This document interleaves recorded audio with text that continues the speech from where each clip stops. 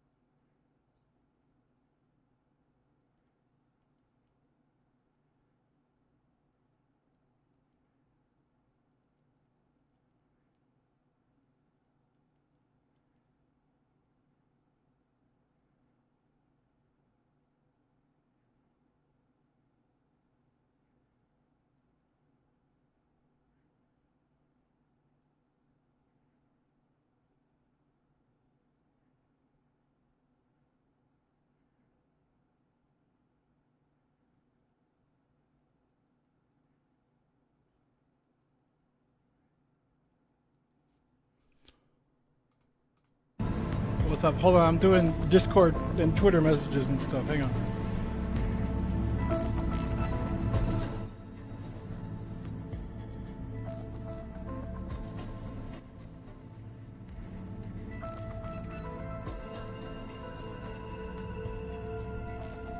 Three-peat? No. This I've already won 3 times.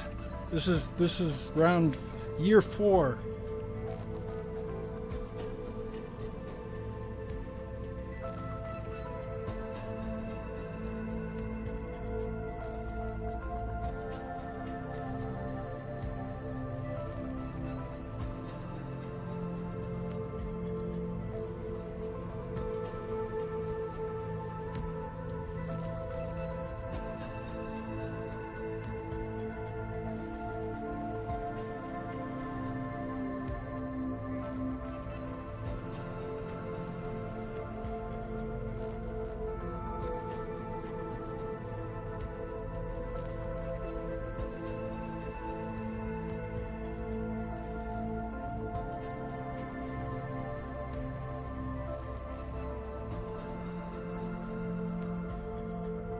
Oh, I never logged into the 4-player Twitter from this new phone. Oh well.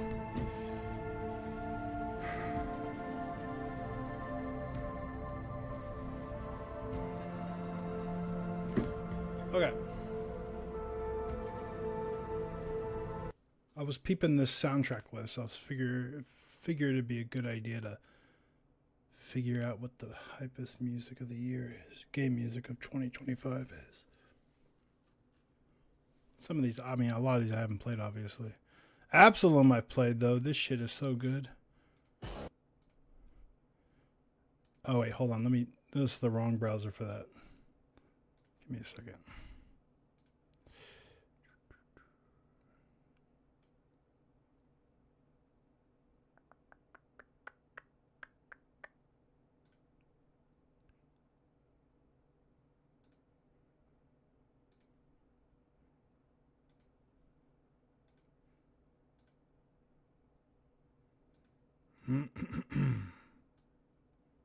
Also need to show off the hype ass thing SNES dude made.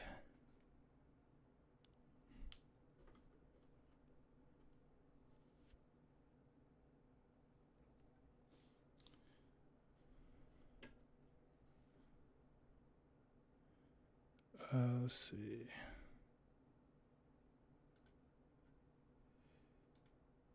One second. I wonder if I can. Oh, man.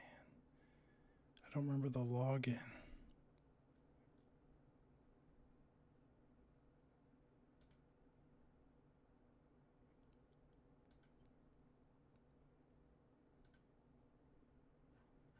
Oh no. Oh wait, no. Okay.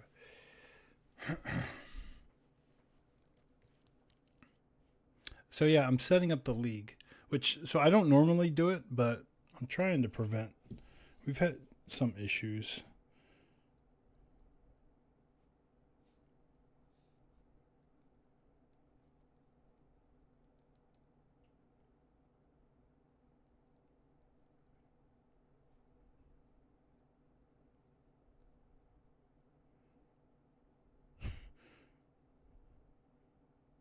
I'm not banning trails. We allow remakes, and it's a remake. So, how many players? So Nolan is going to be here tomorrow night.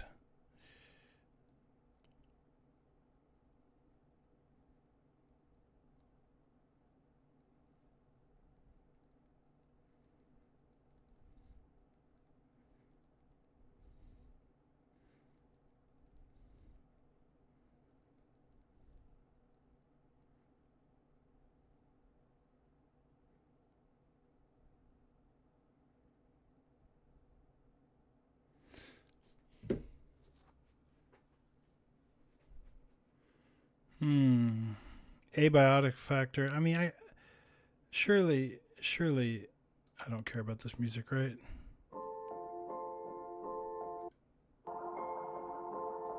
This is it's like Half-Life Valheim or something, right?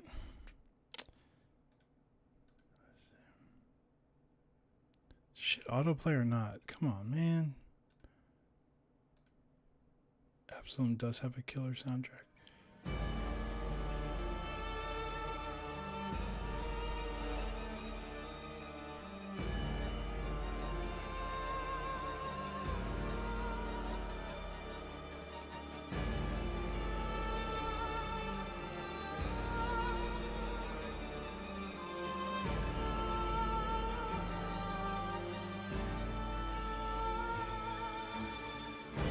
Trying to think.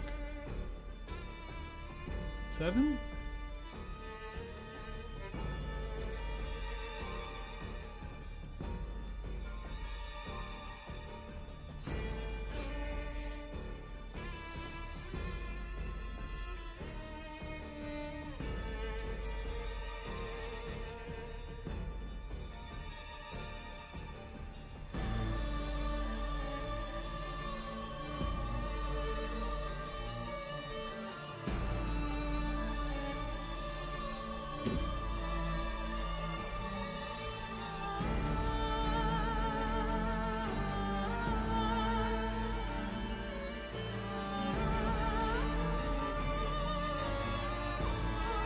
I think we're gonna do 6 and 2 counter picks.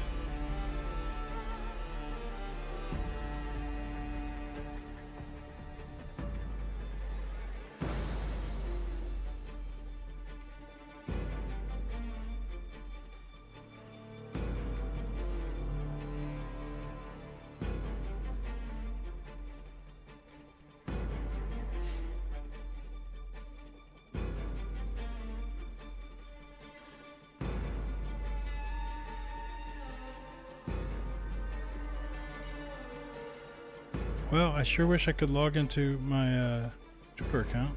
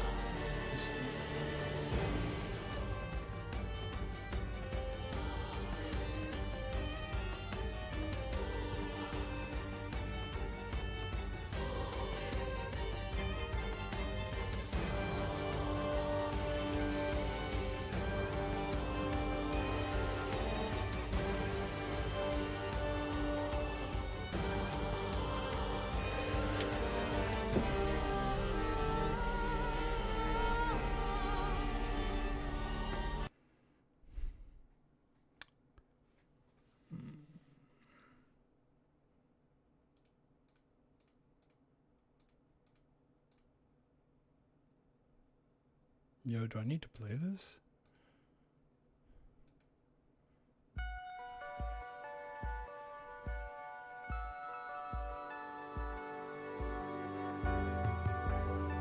Public bidding secret counter picks.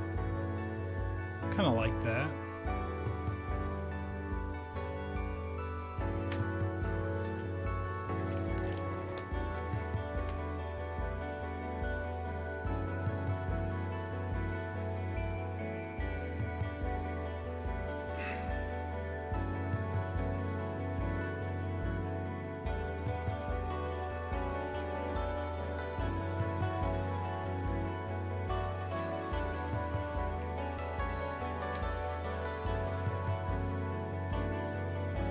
That way you can't like drop something right before it gets... You can't drop something right before it gets countered. Which I guess I did do this year. Because I had unannounced Mario. It didn't get countered during the draft. And someone tried to grab it, the counter in public, and I of course dropped it. So I like secret countering. Ain't nobody need to know, right? Right? Enable super drops. So we do a purchasable super drop, but not this automatic one. I do kind of like that. Let's, something I've played. Blueprints? Did Blueprints have good music?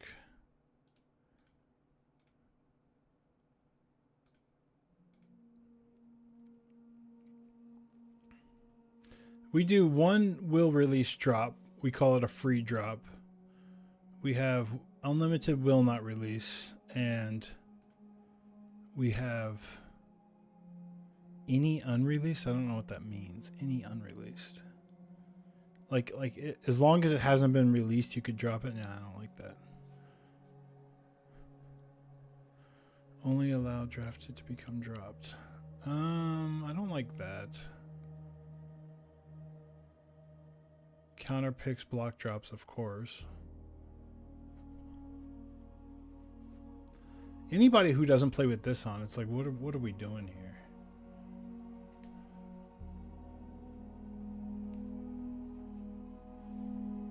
I don't know how I feel about the celebrate.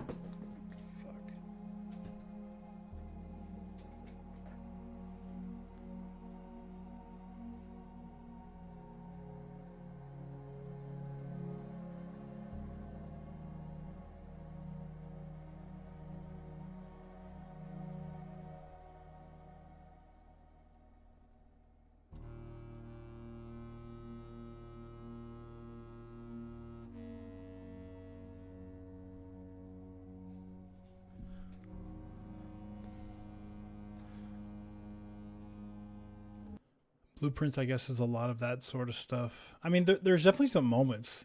There's like a couple of cutscenes in this game where the music kind of pops off. Also, I kind of want to look at my... I want to... Let me log into Discord so I can post the image that... Or so I can look at... What the hell's going on with this camera? So I can look at our championship league.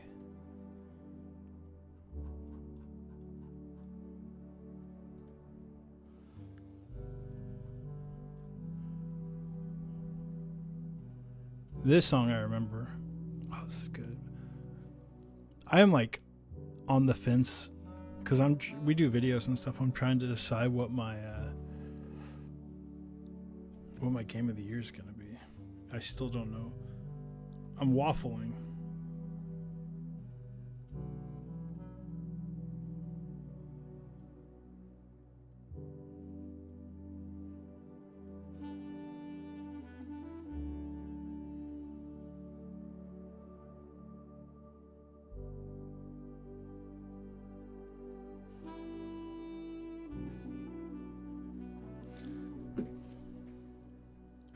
All right, this is what we do. After the first credits roll. So the thing about Blueprints is, because people say that, And I don't like the way that people talk about blueprints in the post game and playing up to credits and after credits. I don't like those conversations because nobody frames the conversation with the very important information of like the fact that you can do way more of that game before you hit credits than other people. And some people like me chose to wait. Like I played and explored so much of that game knowing how to get into room 46. 82? 46. Sounds weird to say out loud. And I waited until I felt like I was really ready. And you know, I kept playing afterwards, but I think some people figure it out and go to it right away. And you know, it's kind of a disease. Some people, they hit credits and they feel like everything else is just bonus, so then they fall off. And that happens to me sometimes too. So I wanted to like solve as many of the mysteries as I could before I hit credits. And I know there's stuff after the credits, and I did play after the credits, but like I really was like trying to get the most out of it before I decided to finally go and beat the game. What's up, Bog Noise? What's up, Winged? I'm figuring out the rules now while kind of vibing to the music. I kind of like hate that kind of music outside of blueprints though. Like if it was a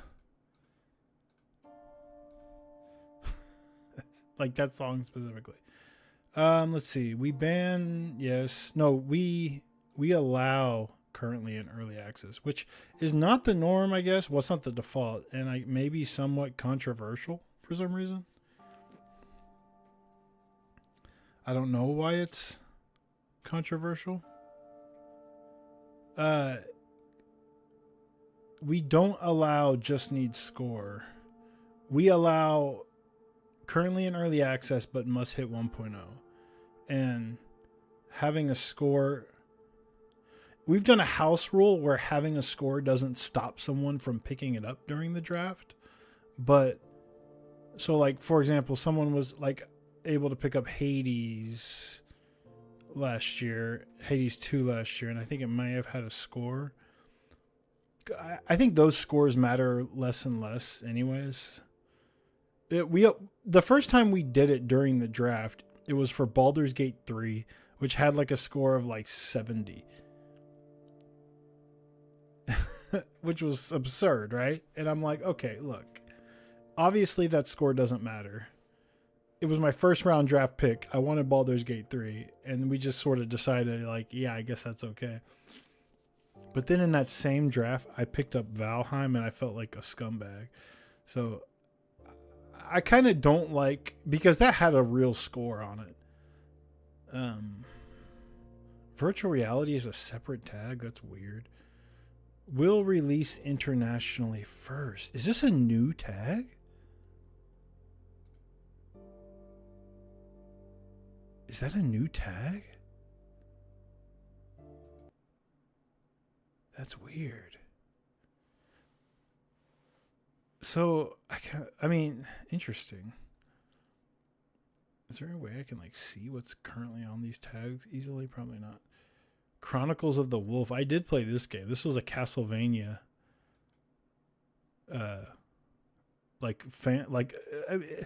If the dude who made like Castlevania fan games made his own game. That was effectively just a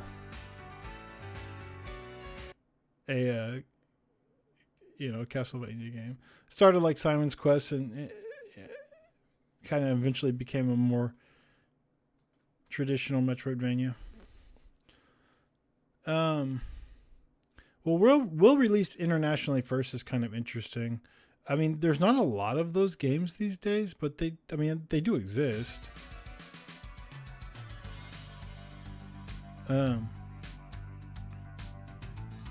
Like Falcom games. Although Falcom we're always kind of like way behind Japan when it comes to like Falcom games. And now they're releasing Trails games globally, at least the remakes. Oh, I'm sorry, the reimaginings. There's been some talk about removing remakes in the past, but I usually fight for them to stay on. I've had other people in our group not want them on, but I've fought to keep them on because as much as I hate the tag that it's funny because if you've heard me argue against Trails in the Sky, it is not because I have anything against that game. It's because I just don't think it's a reimagining. I think it's a remake. And I think it's perfectly acceptable to have that in a league that allows remakes. But I don't think it's acceptable to have it in a league that doesn't allow remakes, is the idea. So Citizen Sleeper 2 I have played. That has really good music.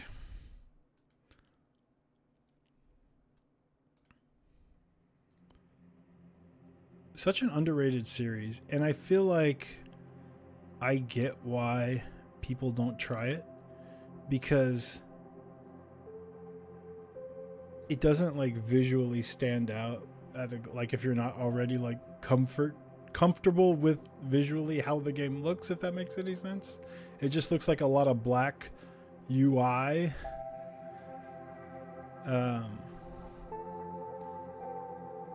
Black and UI, but it's actually like really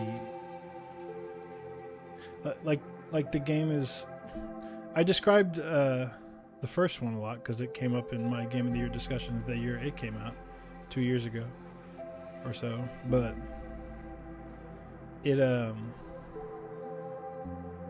it's like weirdly addictive because it has like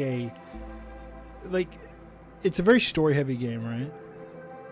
But at the same time, it feels like a board game, almost like playing a board. Like it's like playing like a turn of Civ, right? You get to the end of a turn and you're like, oh, well, now I have all this stuff. I'm already thinking about the next turn as this turn's ending, and you don't want to stop. And the writing, even though it's like a story heavy game, you know, that part of it's kind of like a page turner as well. So it's like a weirdly addictive game that you can really kind of binge. Because as soon as you finish one cycle, you just kind of you roll your dice and you want to kind of just start the next one. Because you're waiting to like meet some new character or complete some task or whatever. It's really good, whatever.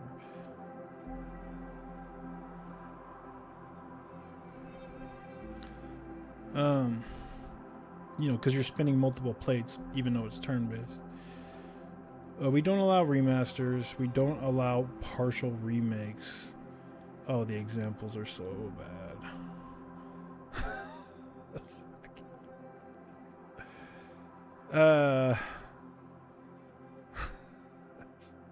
What? Okay. What? Insane Trilogy's a remake? So here's the problem. I can't get into it. The problem is y'all got it all wrong. Most of the stuff that's tagged as a remake should be in partial remake, and most of the stuff that's tagged as reimagining should be in remake, and reimagining should only be like a few games a generation because they're not that common.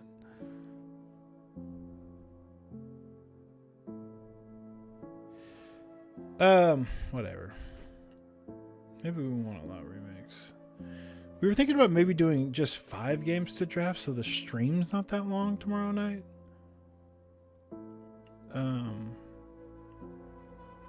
Trying to think, how long did our draft from last year go? I could just look that up. Or I could just pull up the video. Hang on one second.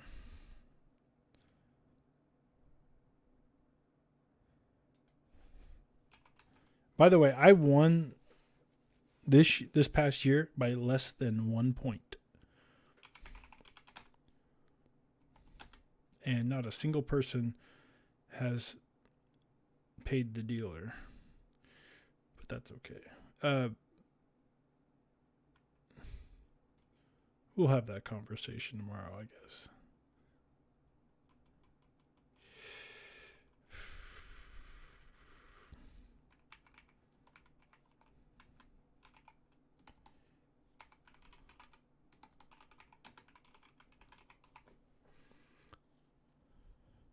Yeah, we just... Oh my God, part 1? Why is it broken up into different parts? What the hell did we do?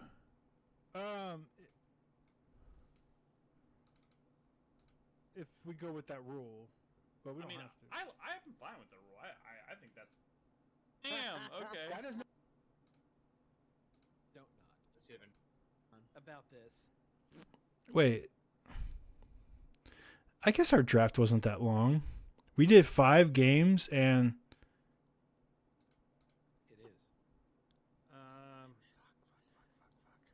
That's not a game. We did 5 games and the stream is only an hour and a half? And we even have, like, setup time?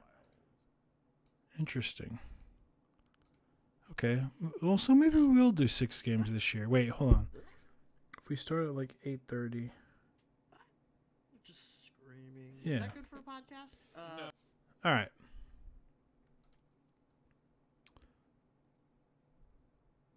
Let me listen to this. I'm trying to decide on my soundtrack of the year, but I'm also trying to discover other...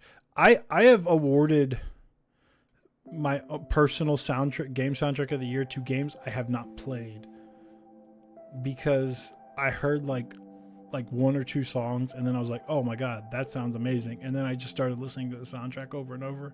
And I was like, I don't care that I have not played this game or that I barely played this game. This is better than any other game soundtrack. Like that happened to me with I played like a little bit of Pyre. I played a very little bit of Pyre, but that was my soundtrack of the year because it was so fucking good.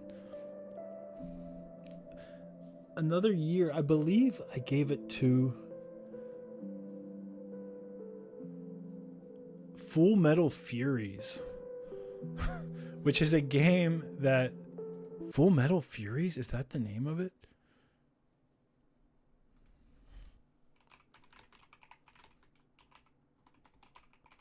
It sounds like I made that shit up, but it's by Cellar Door, the people that made Rogue Legacy. And that soundtrack, like, no, I don't think anybody played that fucking game, but the soundtrack is so good.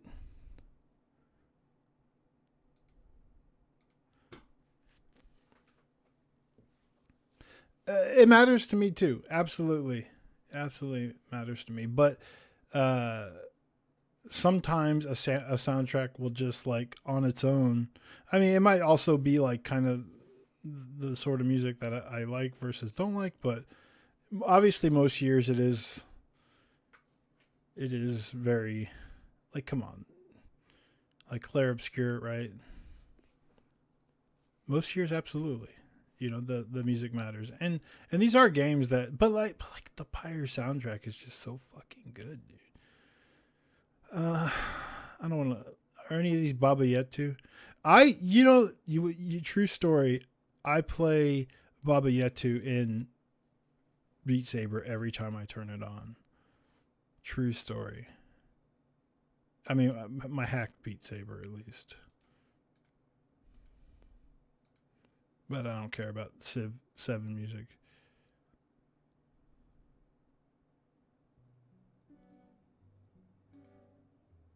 I mean,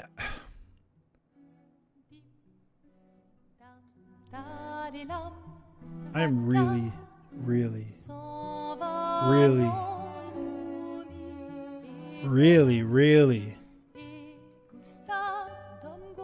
trying not to be a petty asshole about Expedition 33.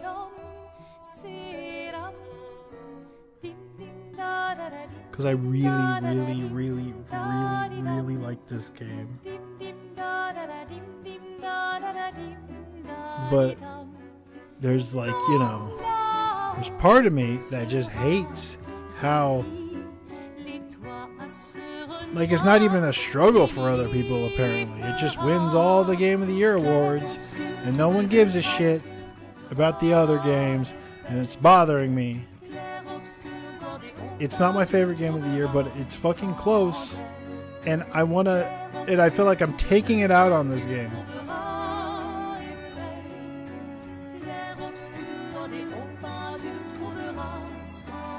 What's up, Tex? Tack, what's up, Prince? Prince? 2025 winner, Prince? Man. How did you go from drafting Hartforth Alicia to pulling out a win? Wait, no, you drafted that last year. Or 2 years ago.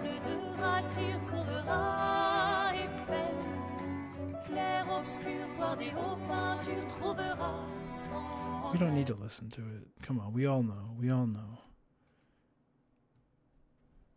Can I say, like, so I'm trying not to be a hipster about it.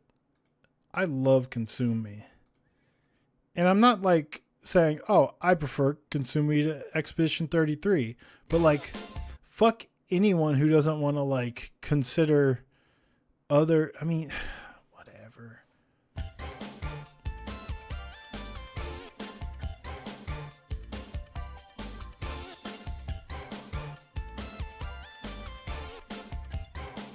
This whole game's filled with fucking earworms. This game is remarkable.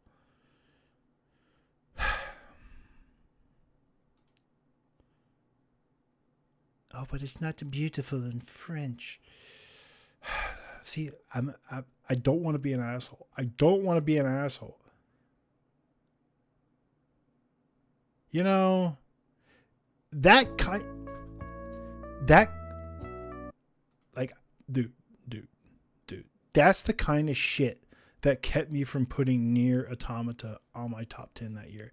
The Nier Gestalt was my game of the year in 20 fucking, when the fuck was that? 12, 13, who the fuck knows? 14, 2014, I don't know. Nier Gestalt was my game of the year. Like fucking, who, I hate to say I liked Nier before it was cool, but I mean,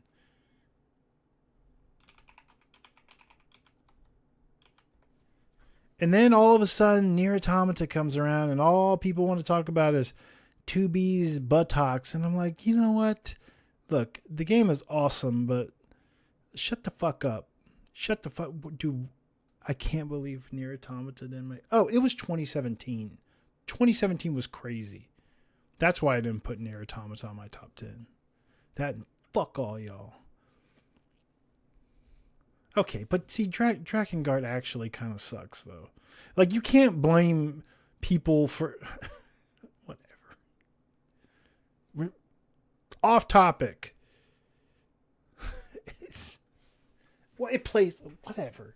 It plays like shit. 2017 is a goated year. I also didn't put Mario Odyssey on my list, but did put Mario vs. Rabbids on my list.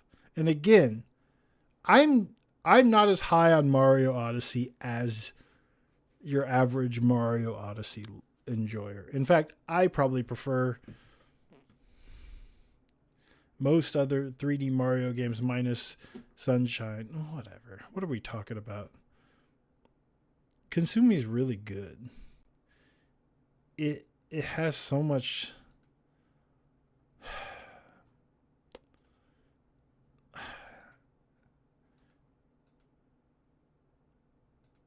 Like, I can't, like, can I say that, like, it's not, like, the best looking, I mean, like, if I were to pitch this as one of the best looking games of the year, y'all might call me crazy. But if you,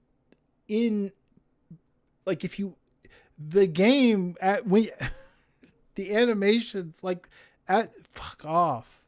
What else we got?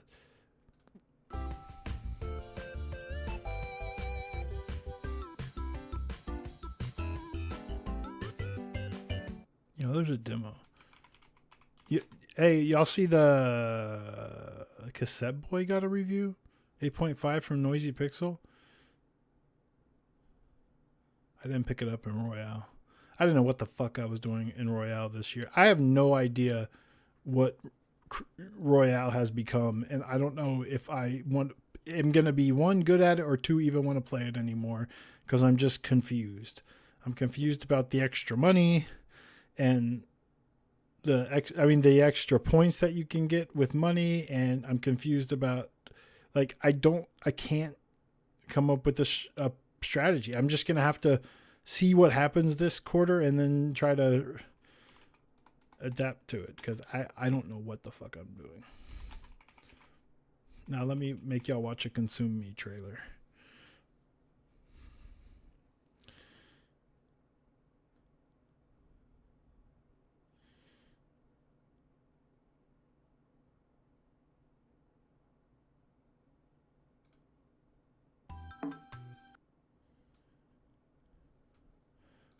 One of the best looking games of the year. I mean, and if you don't see it, it's because you're an Expedition 33 enjoyer.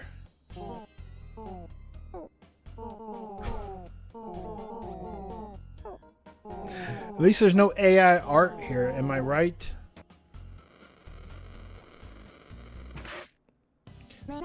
You don't even get like the full picture from a trailer, because like the way the UI like moves and stuff is part of the charm.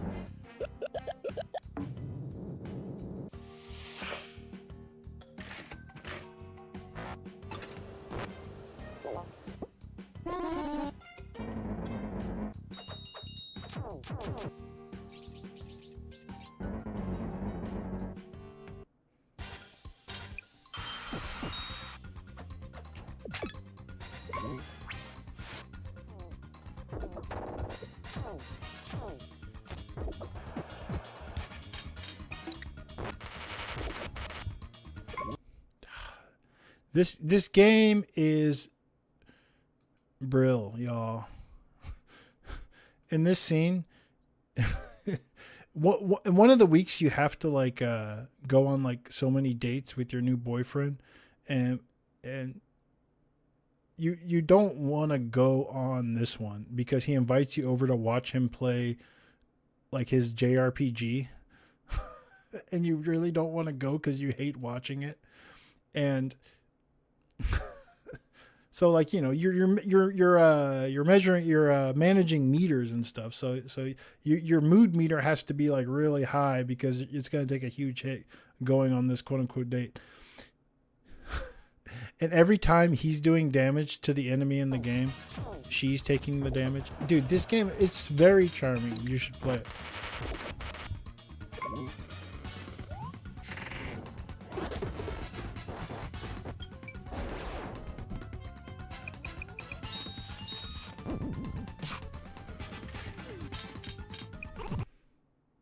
Also, it's like weirdly hard. And it's so fucked up what you have to do to succeed in this game. But I guess that's the fucking point.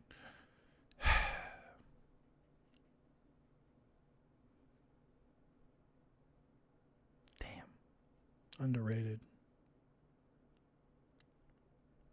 Chronos the New Dawn. There's no way that this game could have music I care about. What about Daemon X Machina? Art is dead indeed.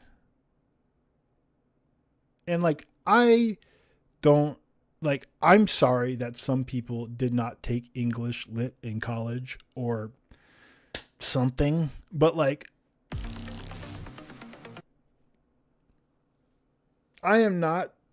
it's not the game's fault that some people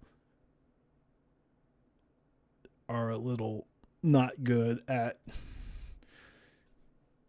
anything remotely literary or thematically complex. I'm sorry. I'm not. Let's move on. What is this shit?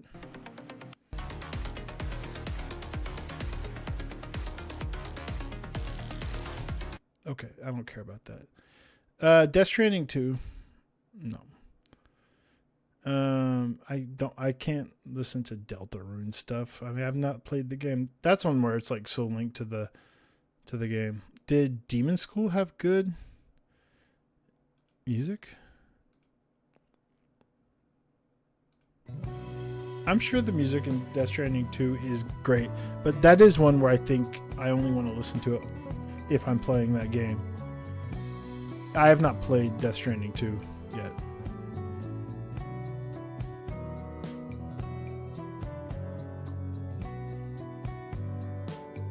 It was pretty good. I heard this game was a bit of a disappointment, but you know, that developer's track record was a little...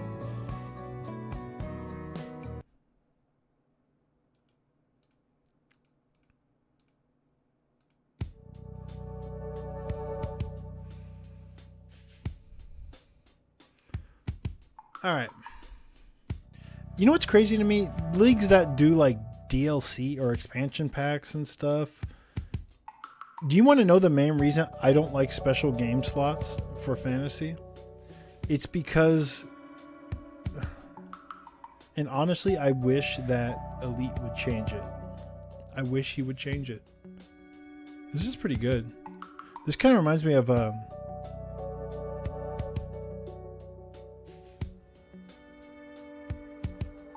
something vibey, like a Parasite Eve or something. Kind of fucking with this. Let's hear the action theme.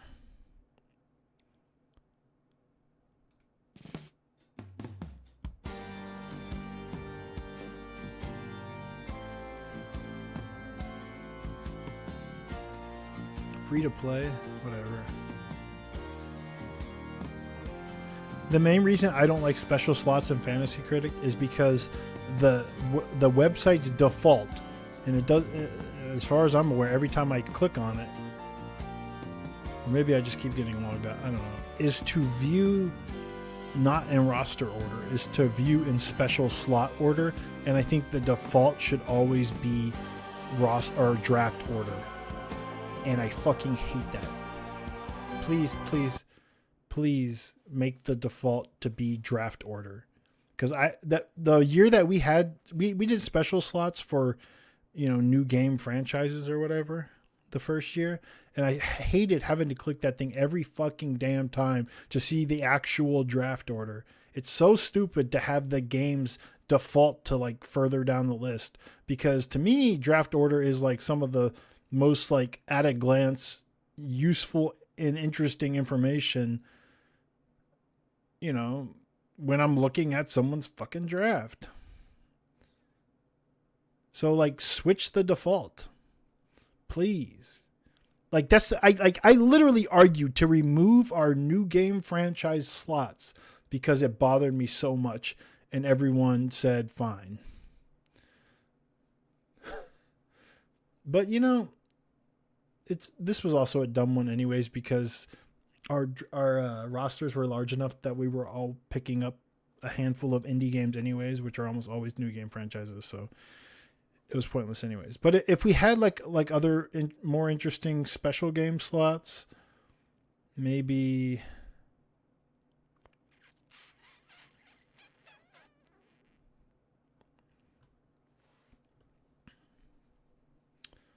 I don't know. What are some fun ideas? Special slots. I don't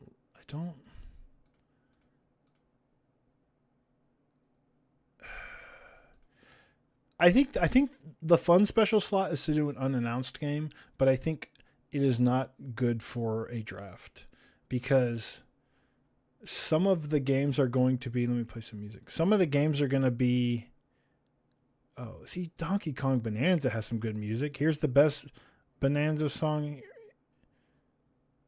Animal Bonanza song there is. This game is getting such short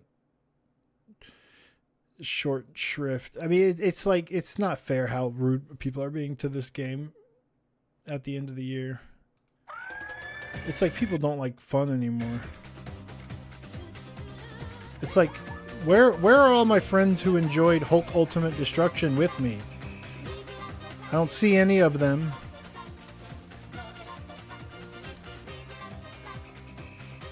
Where's all my red faction heads at? They all died.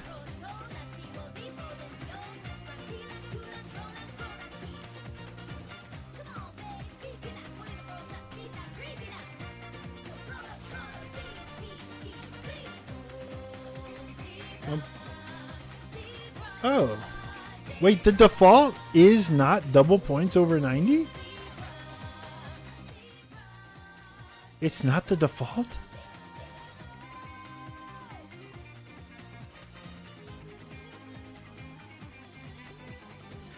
I didn't even know 1.5 was a thing. This is just like handicapping GTA though. I kind of hate that.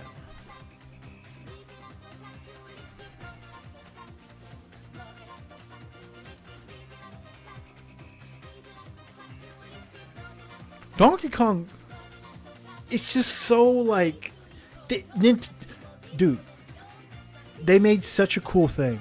They took Donkey Kong and they were like, how do we make this a 3D platformer that isn't just a ripoff of another 3D platformer that we make? And they fucking nailed it. They came up with the perfect idea and they executed on it so well. And then they were like, what are we gonna do with this fucking story? I don't know. How about fucking, you know, fucking Kid Pauline? And they nailed that shit too. And it has so much like personality in a way that, you know, some Nintendo games, like, they're polished and they're colorful and they have these characters that have been around forever, but then they have no like charisma. They have no riz, as the kids say. But Pauline and DK, they had riz, man. People are stupid.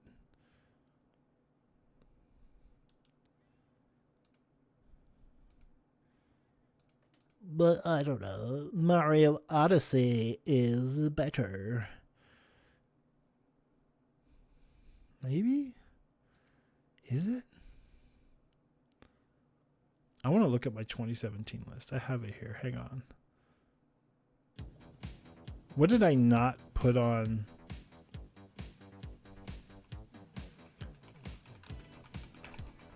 I didn't put Nier Automata or Mario Odyssey on my list, and I finished those games. And I wasn't trying to be a hipster. 2017 was crazy.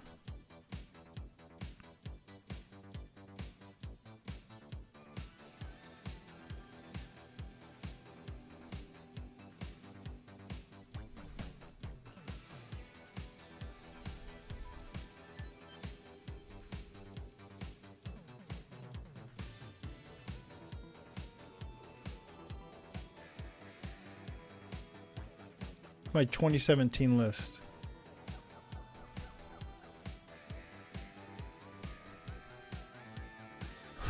It wasn't even in my top 13. This is a good year, to be fair.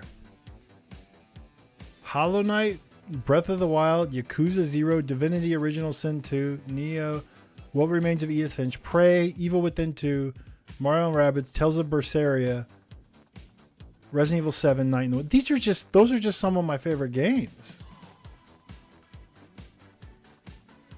Like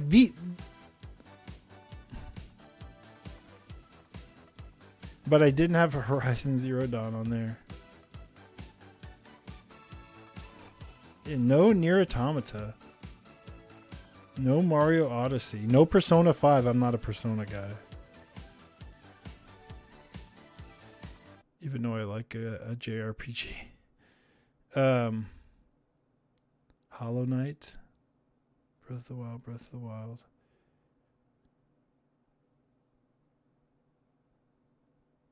Gorogoa, that game was sick. South Park and the Fractured Butthole. Super Mario Odyssey. Oh my god, hold on. Is that 3 top 10s? It's not on Nick's, Nolan's, or my top 10?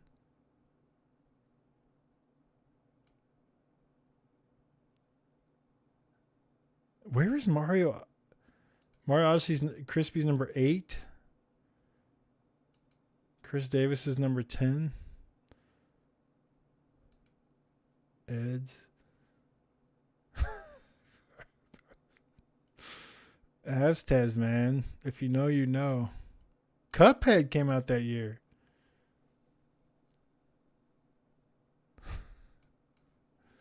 Huh. Overwatch? You know. We don't care about Overwatch.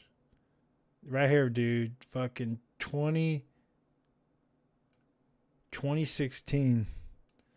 I have two number ones because I didn't play Super Hot VR until like 2 years later. But it is like the GOAT. So I don't know. I just threw it on here. It was Darkest Dungeon, The Witness, Let It Die, Inside, Grow Up. I watched a YouTube video of somebody talking about the games they played in 2025, and they weren't games that came out necessarily in 2025. I have no idea how to find that video now.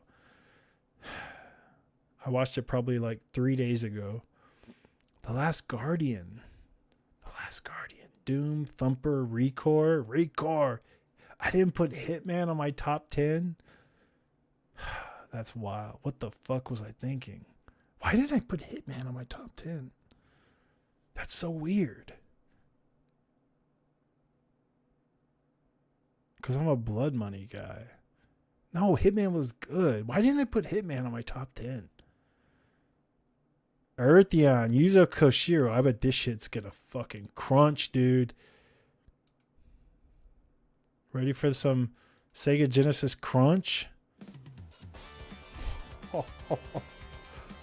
Oh, shit. Oh, fuck. Oh.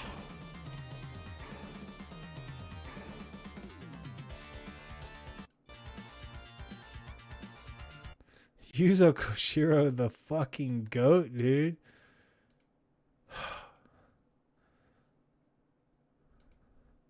Nothing sounds like a fucking Genesis.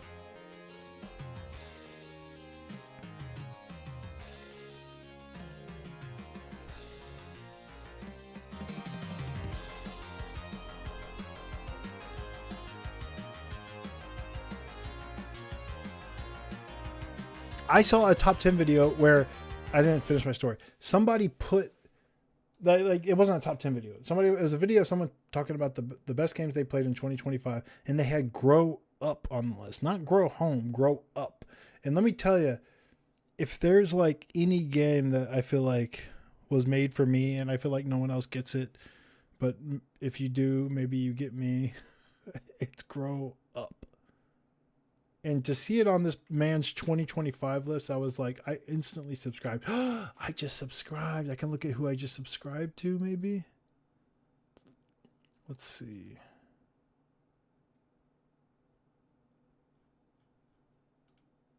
I used to be a YouTuber, and I don't know how YouTube works.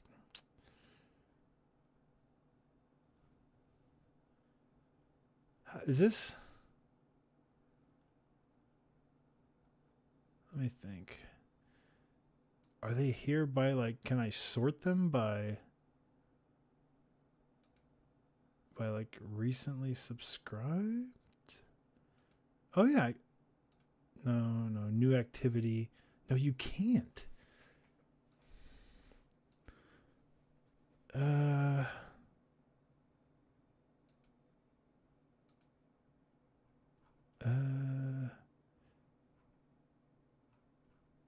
have no idea how to find this. It's definitely not my oldest. Anyways, how are y'all doing tonight? What's everybody playing? I follow a lot of Monster Hunter, like speedrunners and shit. I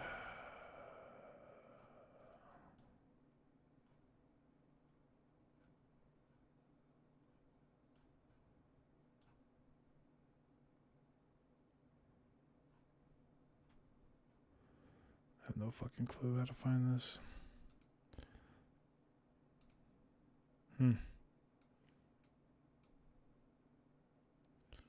All right.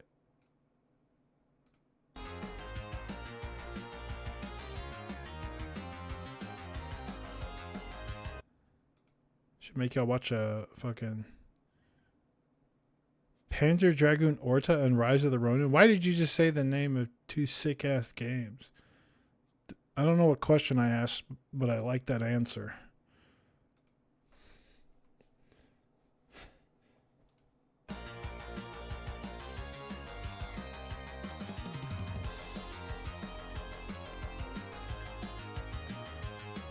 I feel like, to me, this feels like a game that I'm just going to one day forget that it exists. And then 10 years later, I'm going to remember it. And I'm going to be like, oh my God.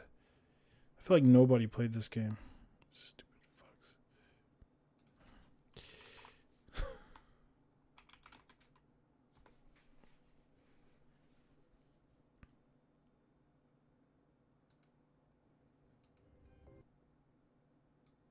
Here's the sequel to Grow Home. A game that also made my top 10 list.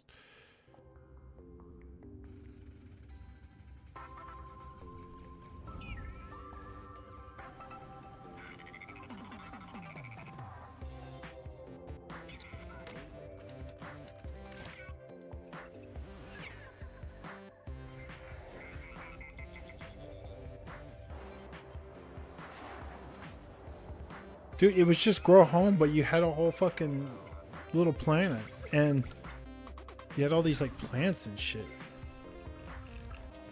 I'm familiar with Shadow Madness. I played the demo back in the day, but there was a lot of JRPGs at the time vying for my wallet.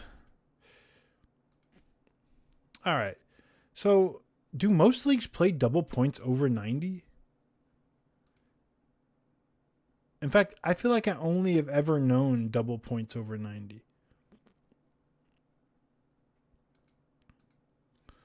All right, let's get back on topics. Ender Magnolia has nice stuff. It's very like piano-y, though. It's not really my favorite.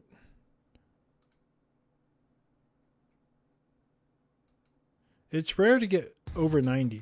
But I feel like if someone's gonna like take a chance on something like a GTA, I don't know. It's weird based on the year, right? Because it's like, well, somebody's gonna like get way too many points because they have GTA, and probably nobody else is gonna get much from it. But this year specifically, GTA is a little bit of a risk, so you kind of want them to get the double points. I don't know. I feel like 1.5 points just feels kind of lame, though. It's like either do the double points or don't. This is just kind of like stop fucking around, man. Tie break system, lowest projected points. I actually hate how points are projected in Fantasy Critic. Like indie games are worth like absolute dog shit, especially unless they're like very hyped, and that seems so weird to me. But I mean, whatever. I guess those numbers have to come from something.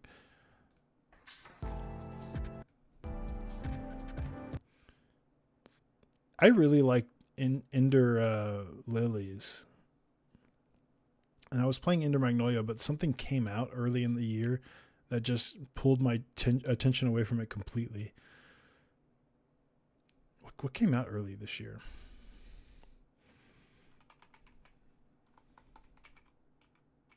Speaking of pulling my attention.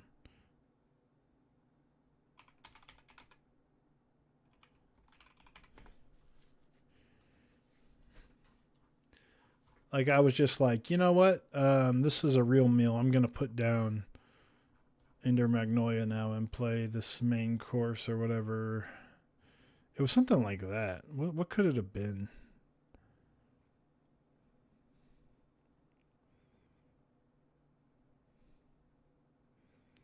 What could it have been? Everhood has like probably a little too manic for me. How's the music in Fantasy Life?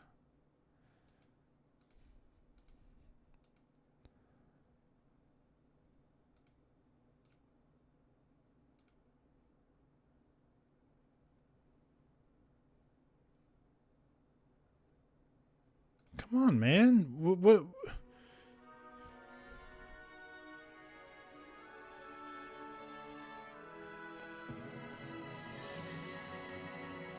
Had to have been a handheld game.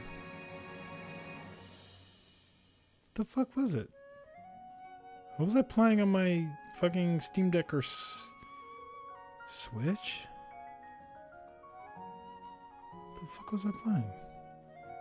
I remember vividly like putting it down like hardcore.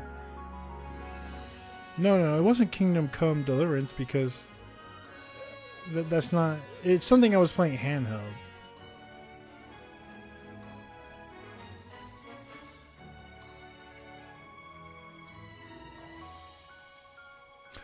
You know what I think it was? I think I was playing Monster Hunter Generations Ultimate. I think that's exactly what it was. And I just got addicted to it because it's fucking Monster Hunter.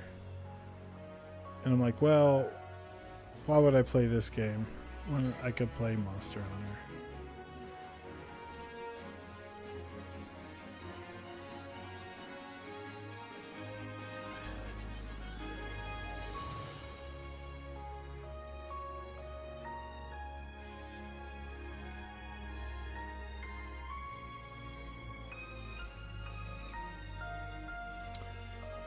I don't like that. That's not. I don't like that. Can I say that? You know how I was talking about being mean to games? That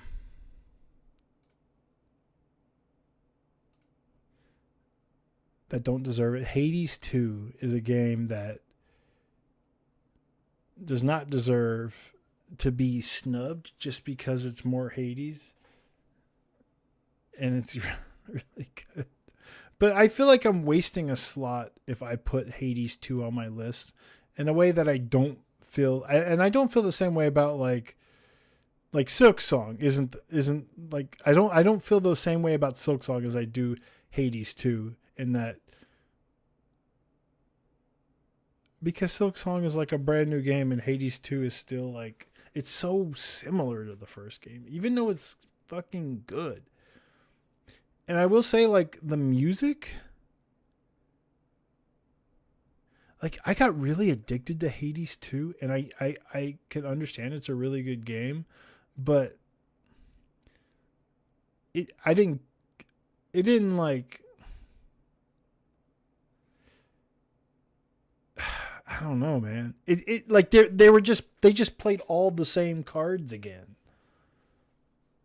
All the same tricks again. Like they're good at all the. I mean, it's like I mean, I guess the surface was kind of surprising. It felt like Hades 2 and 3 a little bit, but you know, it's like, oh, here's a part where a character is going to sing a really beautiful song and it's going to be really beautiful and like, you know, but like the first time I heard like fucking like Orpheus's song, I was like stunned, you know, in Hades 1. Or like the first time I beat a run in Hades 1, I was like stunned by like the story and how they like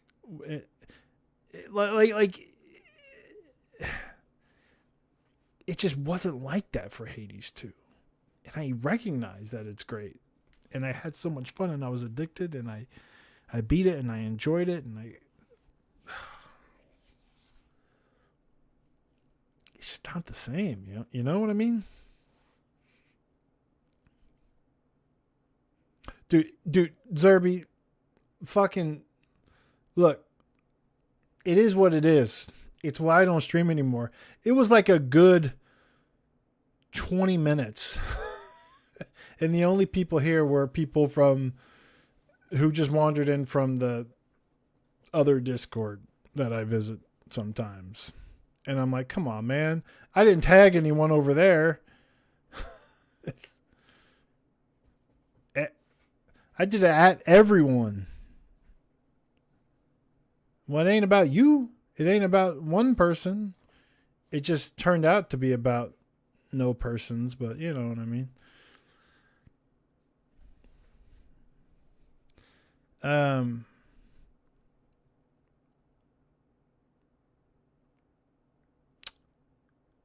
Hades 2. I will say, like, of all the Supergiant soundtracks when Hades 1 came out, I adored some. Like Hades 2 had amazing, or Hades 1 had amazing musical moments, but Hades 1 was not my favorite Supergiant soundtrack. In fact, I preferred Bastion and Transistor and Pyre's soundtrack to Hades 1. But Hades 1 had amazing musical moments. I feel the same way about Hades 2, except the musical moments didn't hit quite as hard because they were playing all the same cards and tricks again.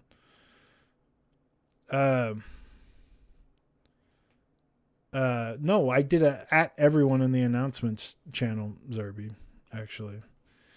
I just didn't think it was working, I guess. I will say that, like, fucking these ladies did kind of steal the show when it comes to musical moments.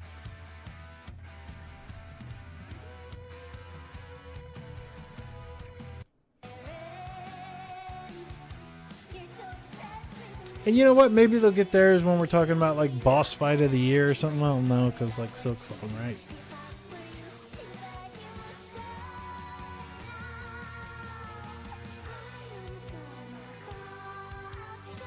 Maybe we can talk about, you know, stuff like that as moments of the year or characters of the year.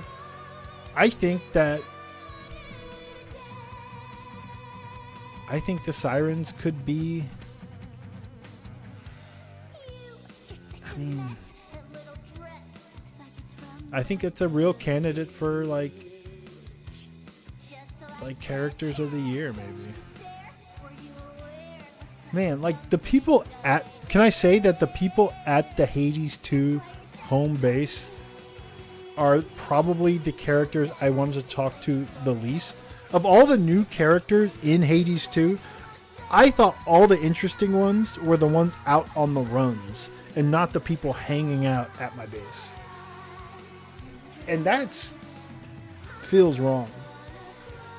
Maybe it's because those people just felt like those people were just keeping me from playing more Hades 2, so I kind of held it against them when they just all had something to say. But a lot of the best new characters are just out in the world. Is that a crazy take? I don't think so. Can I also say that like two of the best like musical moments in Hades 2 are when you like finish a run and you hear Zagreus' song? What does that say? Not that that music's better, but like it's or like when you hear, even in like when you get like the real credits of the game and they start playing, is it Orpheus' song? And it's like, holy shit. I mean, it wasn't even a motif. It was like they were literally just playing a song from Hades 1, and I guess it just reminded me that I like Hades 1 more. I don't know. I don't know what it means.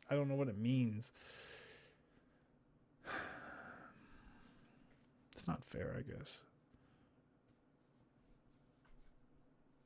But maybe if I play a Hades 3, I'll feel the same way about these. I can't put Hades 2 on my top 10 list. I gotta save room for more interesting games. I don't think Hades 2 is an interesting game. I think it's a great game. I don't think it's an interesting one. Is that disingenuous? Maybe. But like, I don't know. If you didn't play Hades 1, those moments don't matter. That's why I tell people don't skip Suikoden 1 and go right to Suikoden 2, even though there's a lot of dumbasses who act like Suikoden 1's not worth playing. But you know what? Like, fucking Flick and Victor showing up in Suikoden 2 doesn't mean shit if you didn't play, you know, the game where, whatever. What am I saying? Haste? I remember Haste. This is like the 3D runner that came out weirdly close to announcement. Like Death Stranding 2, maybe. Maybe Zerby, that's why I'm not going to play Death Stranding 2. Honestly.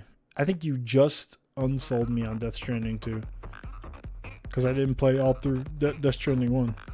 Slept on Haste. What I'm saying is it just came out in the middle of like when did this come out? It just fucking shadow dropped out of nowhere. And it's like, hold on, we're playing shit. Can't just do that.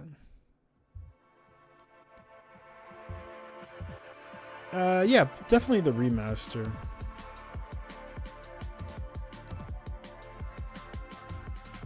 But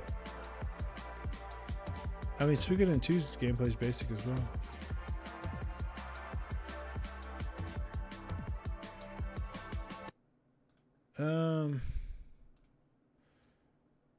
I mean, like I saw it and it seemed like a game that I would want to play, but I don't know. A lot of games came out.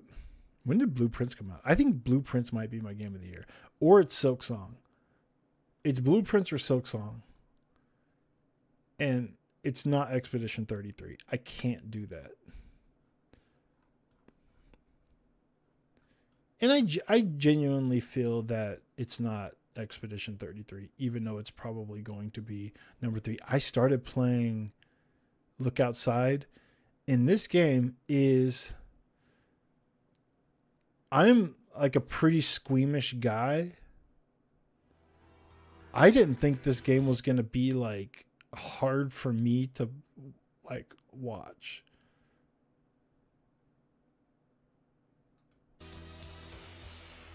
Hard for me to play.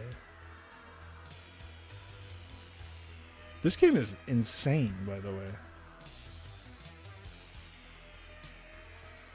Like, I get very squeamish when like a character, like a pixel arted our character's like stabbing himself. And I didn't expect that. Guess you're not saying any of that stuff here. In fact, I just sound like a fucking idiot based on this trailer. Can we get the Red Band trailer, please? I'm telling you, it's much worse than this.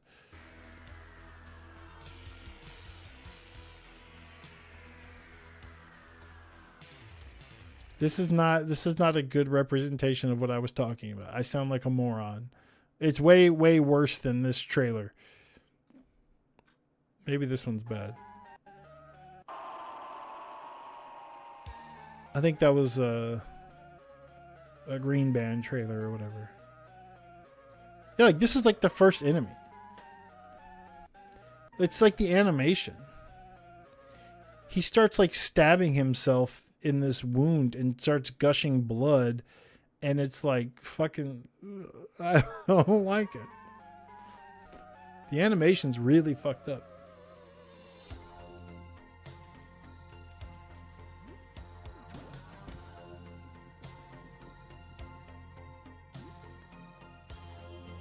This game has some unexpected shit in it for sure.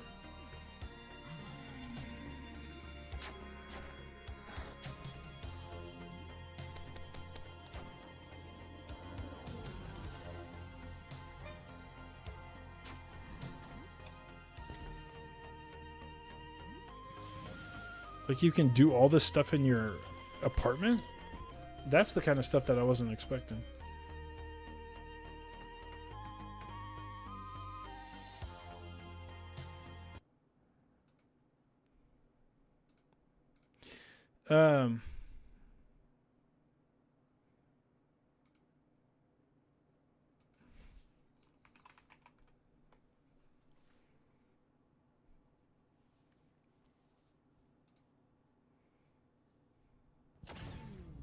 It came out April 1st. Dude, that's why. Come on. Come on, dude.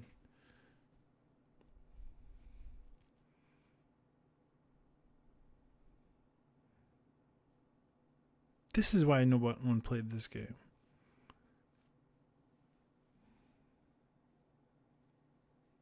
I had a brand new Monster Hunter game for one. And it was like days before I bought a... When did the Switch 2 come out? Anything after Monster Hunter? I played like... Today's my off day. I played a lot of Monster Hunter today.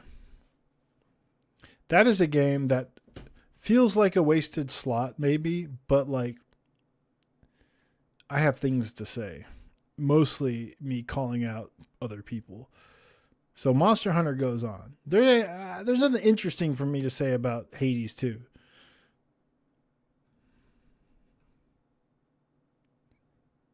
I guess the Switch didn't come out till June. So I guess I'm just thinking of Monster Hunter, but there was like some other shit that came out.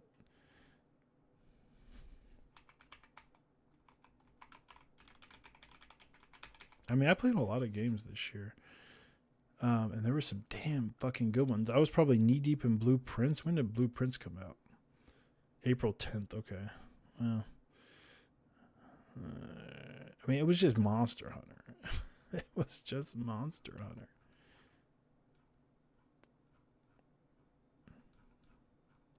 Of the games I went like, I'm trying to think of the games that I played this year where I went like the most sicko. And it was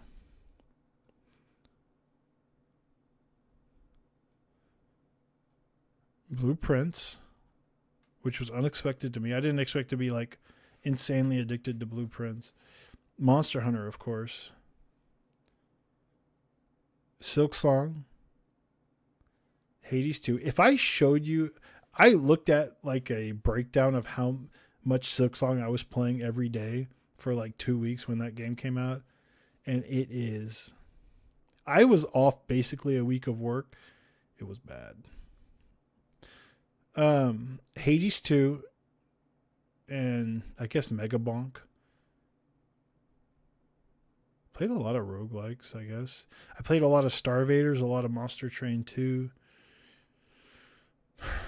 Just a lot of games I played a lot of this year. Yeah. God. Good year. This game did look cool though. Even though it was just kind of like Tiny Wings or whatever. Or there was that game, had cool art stuff. Remember Exo 1, that game where you were playing like a disc? It was like 3D Tiny Wings.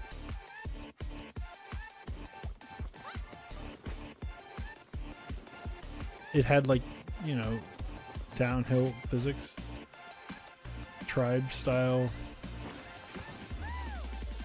I mean, it looks cool. How good is this? Why is this? Why are people not? Why did people not talk about this game? And people talked about it when this was announced, because it was immediately like, whoa, this looks fucking amazing. And then it came out, and I guess it did okay, but no one was really talking about it.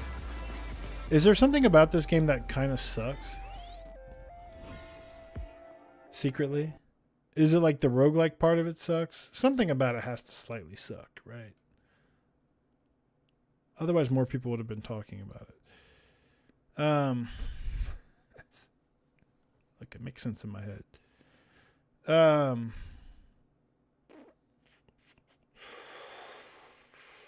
It's on my wish list.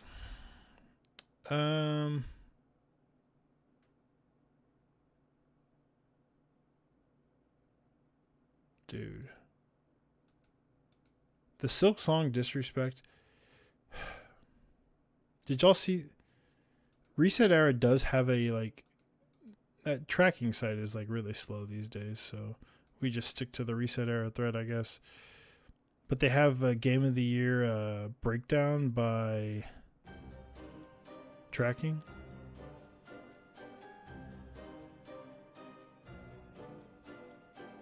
Where is it? It's not pins anymore?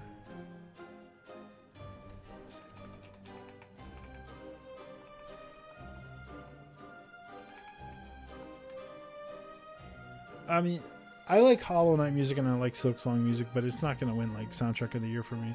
But again, another game that has like great musical moments, I think. This is, of course, one of them. Can we talk about Best Boss Fight of the Year without talking about the Cogwork dancers, right?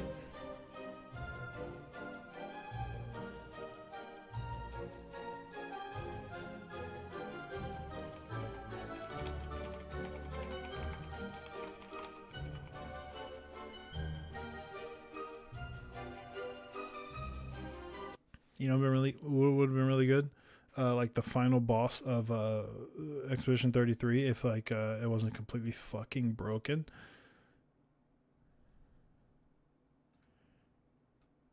Award season tracking. Look at this shit.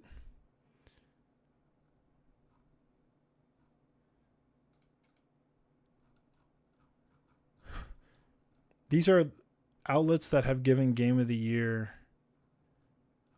to different games.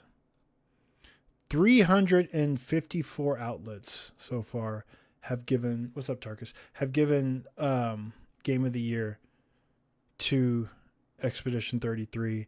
And the next most is Kingdom Come Deliverance with 34. This is an incredible game.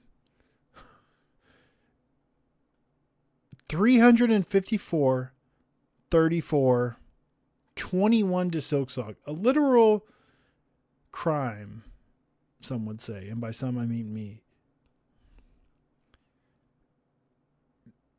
Not even Elden Ring was this landslidey. That's crazy. Like, it's a good game. It is a great game. Y'all chill. No. Fuck you, Zerby. It's not about, like, I'm saying Silksong is not an underdog. It's not.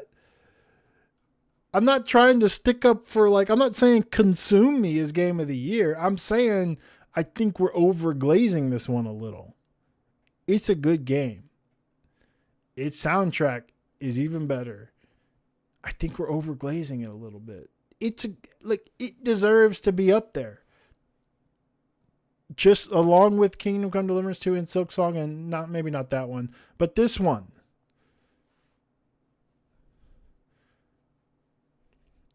It's getting sad. 12 outlets picked Donkey Kong Bonanza. How many of those are Nintendo sites? You know what I'm saying? It's like, even Nintendo sites were giving it to Expedition 33. Holy shit. Blueprints is so good. No, Zerby, look, I gave my Game of the Year to Hades. I gave my Game of the Year to Elden Ring. It's not like I do this shit all the time. I loved Expedition 33. I don't think it's the best game of the year. This kind of like basically unanimous is unheard of. Like, this is unheard of. A game where I couldn't even like care about the final boss because it was so fucking broken. And like, it was such a huge story moment that became like infuriatingly stupid. Because even though I had removed the damage cap and I had like unequipped like all my fucking like broken ass shit. Like I had a plan. I was like, okay, well, everyone's talking about how if you do anything in Act 3, you're going to just be way over leveled. And I was like, okay, yeah, but you know, it's a JRPG and I guess JRPGs do that and stuff, whatever. I'm just going to do it because I really enjoy Expedition 33. And, you know, I want to play the game. I just got my airship. You're telling me to go fight the final boss. I'm one of those people that if I hit credits, I don't linger a lot after I finish a game. Maybe y'all do. I know some of y'all do, but I don't. So I'm like, I need to play as much of this game now. I don't replay games. I don't linger a lot after the credits.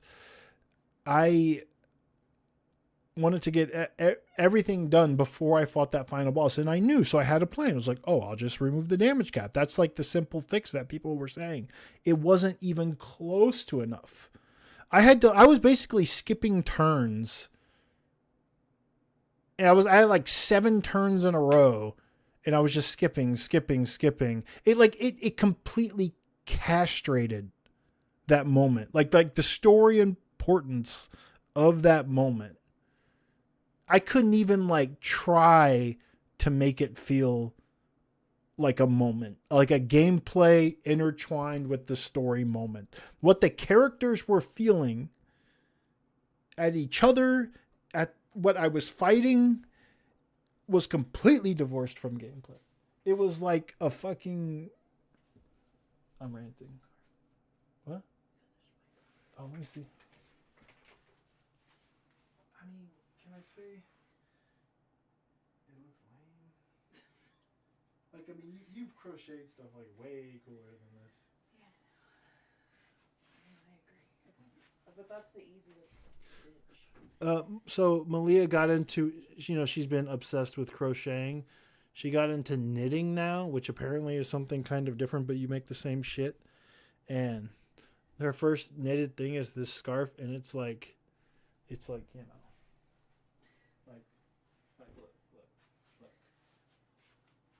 Knitted scarf, crocheted hornet.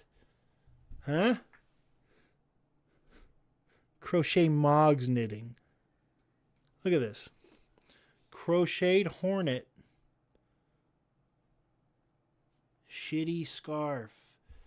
I don't know.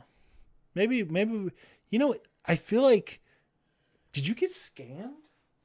Is this like an AI scam or something? The picture of the scarf you sent me did not look like that. Yeah, I know. I didn't expect it to be this chunkier. Like, what the fuck was The that? picture on the package looks like this. I mean, the link I clicked on did not look like that at all. Weird.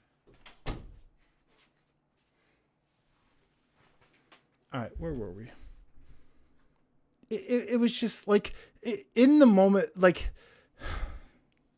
I know JRPGs have done this before, but like not like we laugh about it. Oh, I fucking one tapped to the final boss of Final Fantasy X.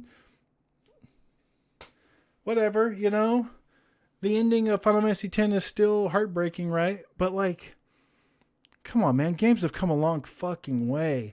And like, I wanted to like fight at I was just so disappointed.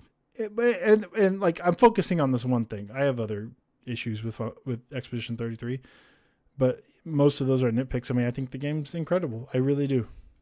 But like, man, to drop the ball on that final act in such a way that's like, this ain't the PlayStation 1 anymore, man. Like, this feels bad. Y'all fuck this up. Have a little bit of fucking, just have some fucking, I mean, there's so many things they could have done to make that not happen.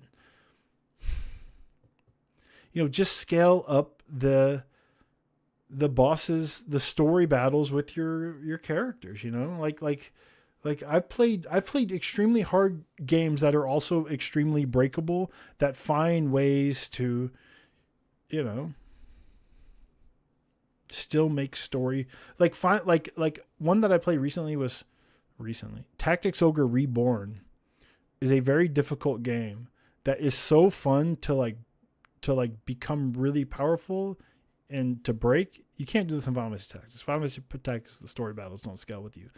But they level cap you, and with story moments, and you get into these story battles with the characters that are like big shit in the fucking story, and it's fucking hard, and I respect that so much.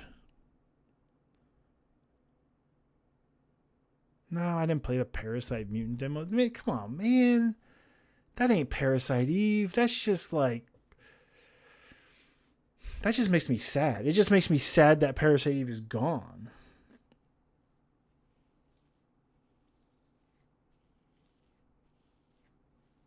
It's just like a sad facsimile. It's not even like, where's my Shimomura soundtrack? It's like dude, Parasite Eve had so much, as the kids say, aura, man. I mean, fuck.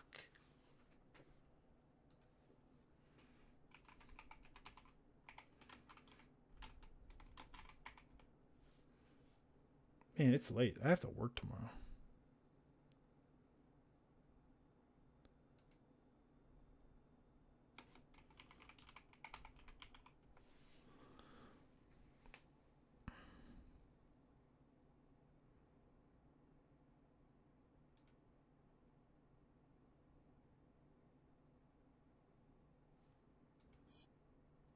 You already know.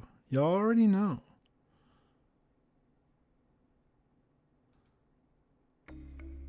You already know.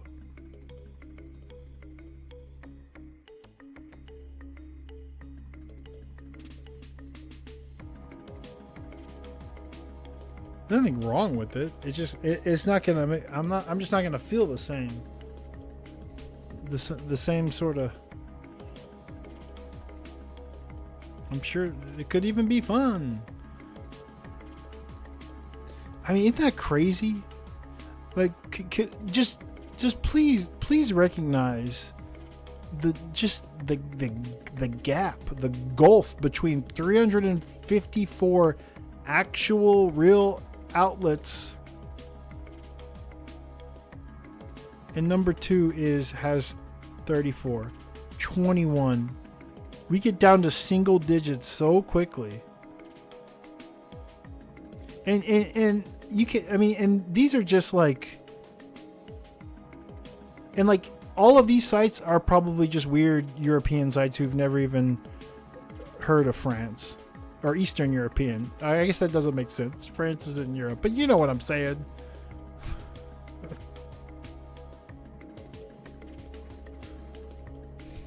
You know, they don't fuck with Expedition 33. They don't know what a JRPG is.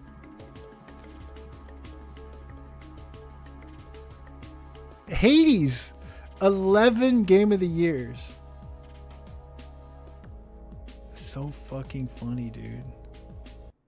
Cause Hades. Oh, what year did it come out? 2021.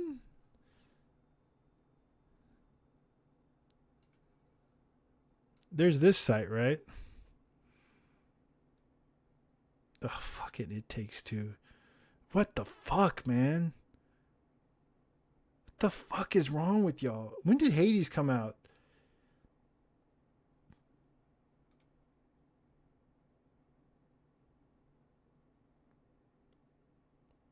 What the fuck? Y'all just are... Still, 75. And like, honestly, it felt significant at the time, right? Because look at this shit. 42 sites gave Cyberpunk 2077 Game of the Year in the year it came out. That doesn't even make sense. This game came out like at the end of the year, right? This game was fucked up, man. 42 sites gave Cyberpunk their Game of the Year. I'm saying, like, at the time, Hades being up here felt important. Indies didn't get Game of the Year, right? So, like, spiritually, Hades probably won a lot more Game of the Years than that. We're down to 11? All because of Expedition 33? I mean, damn, dog. I mean, to be clear, Hades 2 is the highest rated video game of the year, according to critics. Yeah, 12 sites gave it their Game of the Year. I mean, what year did Cyberpunk come out?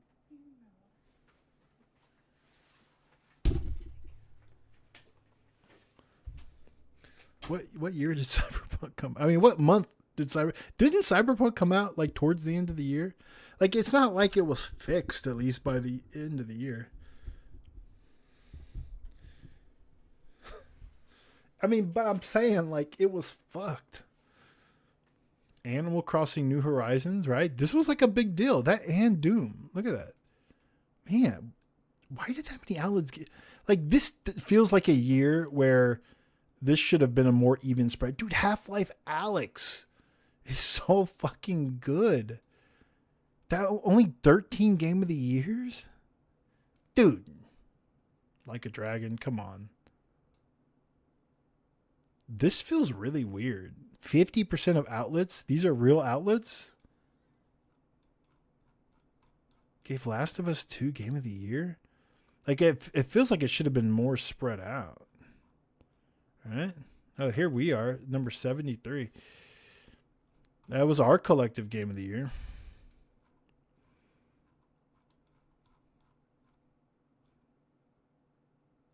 Feels like it should have been. Yeah, Phoenix Rising. Dude, 13 Sentinels. Only 2? This is how I knew Noisy Pixel was a real one back then. That's fucked up. That's fucked up. Sakuna of Rice and Ruin.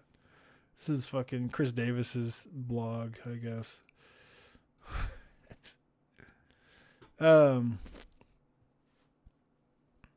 That's weird. Death Stranding got the most Game of the Year awards, but it was close. It was close. Resident Evil 2, Sekiro, Control. See, this is like more like what it should be, right? Disco Elysium. Oh, Outer Wilds. Outer Wild. Oh, yeah. Outer Wild. We were only one of 10 outlets that gave Outer Wilds Game of the Year. That's how y'all know y'all are in the right place. Because look at these fucking clowns. Look at these clowns. Only 10 outlets gave Game of the Year to Outer Wilds? Come on, dog. This is a collective Game of the Year based on placement on each of our top 10s. Disco Elysium, obviously, is great too. You know what's not on here? It might not be on here literally at all because everyone is a fucking... Like, it's a clown show. It's a clown show. This is how you know nothing matters. It was my number 2 game. In hindsight, maybe it would have been my number 1 over Outer Wilds.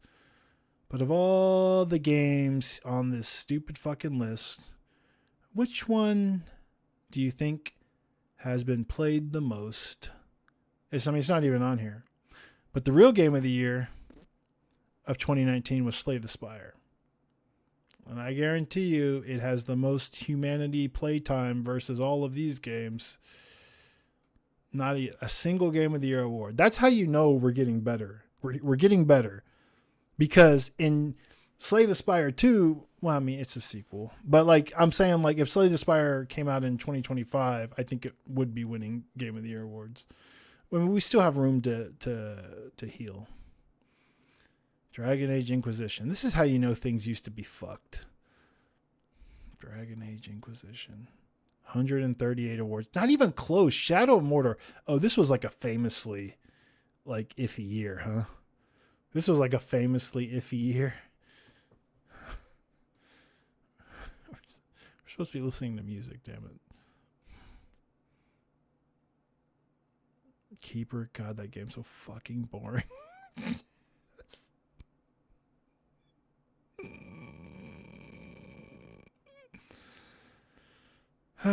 Look Outside. Dude, I've been playing Look Outside. It is crazy. I gotta look at this. Smash Brothers, Mario Kart. That's not even Ultimate. That's just like the Wii U.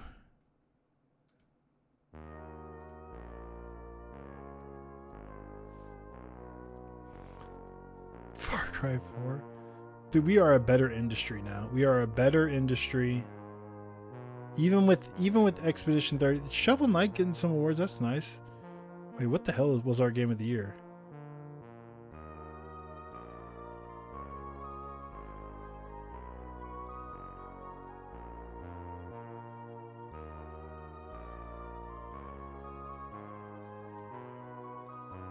That's right.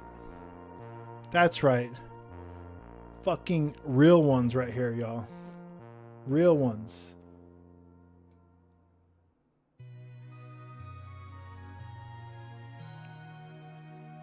One of 2 outlets that awarded the correct Game of the Year this trash year of video games.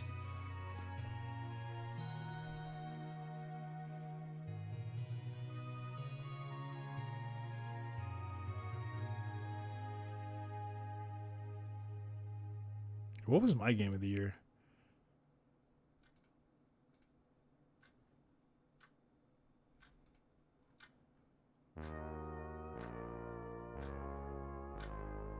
I have it here. Hang on. 2014. Oh, wait. Oh, yeah. People were literally just stupid back then. Divinity Original Sin. That was my Game of the Year. Legend of Grimrock 2. So fucking good. Talos Principle, of course. Super Time Force, Evil Within, Shovel Knight, Banner Saga, Dragon Age Inquisition at number 10. Bayonetta 2, I think, pales in comparison to the first one, but whatever. I know that's a hot take. Divinity Original Sin. People just didn't know. They weren't on Larian's dick back then. Although, to be honest, stuff like Papers, Please in 80 Days, like these would get so much more respect these days. Like, I think Papers, Please would actually get a lot of Game of the Year awards. Like think about it. Inquisition, we've grown so much as a fucking industry, right? I don't want to look at that shit anymore. I don't want to look at this anymore either.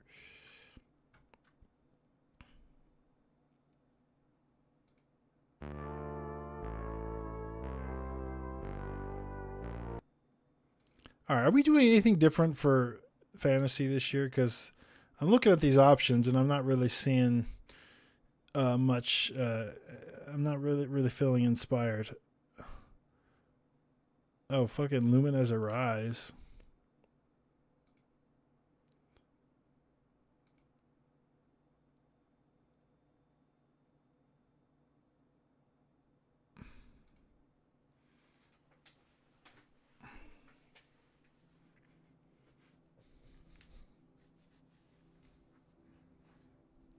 Y'all want to see the Super League? We finished drafting. Y'all want to see? I don't care. I'll let y'all see. Let me open Discord. I want to show you. We have SNES Dude in our in the championship division this year, and if SNES Dude is in your division, you get treated like it's like first class treatment because SNES Dude's the GOAT. What is this? Hang on.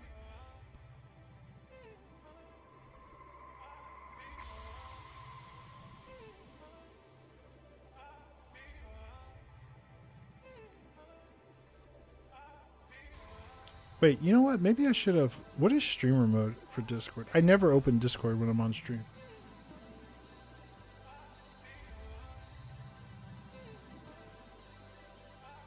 How do I?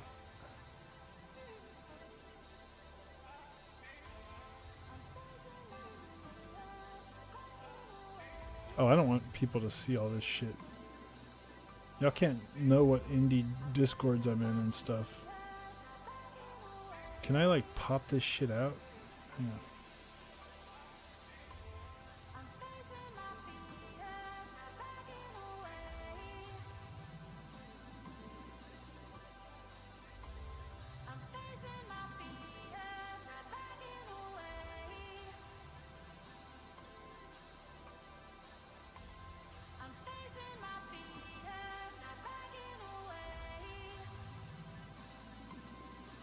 I want to show you all these pictures.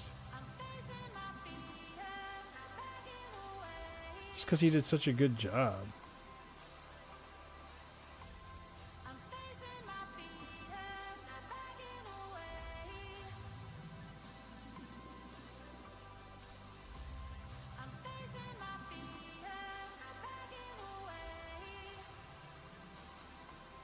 He made like images for everybody's like rosters. He awarded awards and everything. None of my games got counterpicked, so I got the Untouchable award. He put little locks over like the ones that got counterpicked. I'll show you the others, but it's just he does like cool, image. He's good at throwing images together. Let me tell you. This is my draft for the Fantasy Critic Super League on the Fantasy Critic Discord. He's in a division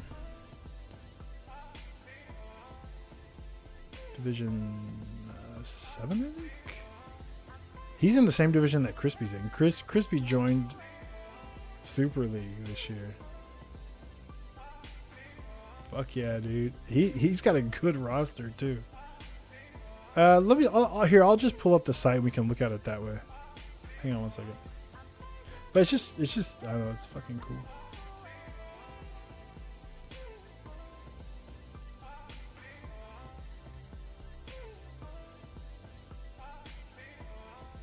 I did share that guide that Hikari made over in our Discord for anyone who needs help with researching. I will say, we are drafting live tomorrow night, and Nolan is going to be there. Podcast time tomorrow night. We will be drafting.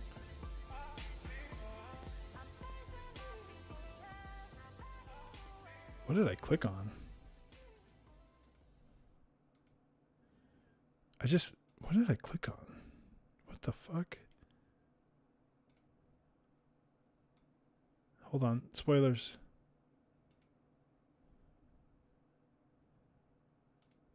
I want to make sure.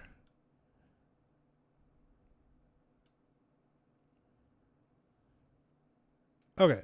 So here is.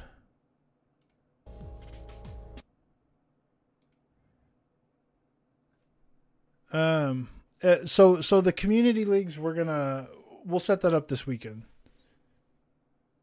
We're still kind of talking it out. Kind of how we're going to set it up. I'm trying to, it's hard to I can't even get people's attention when I add everyone. So I don't know how to gauge people's actual interest in, the community leagues this year, but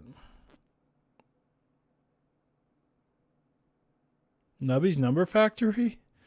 Have some kick-ass music? Dude, that was a fun one that I played earlier this year.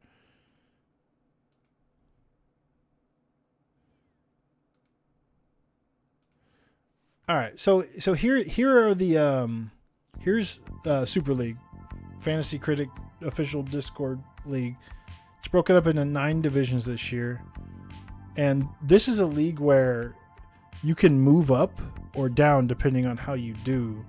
I wish we could do our community divisions that way a little bit, but I mean, I don't know if it really makes sense at this point.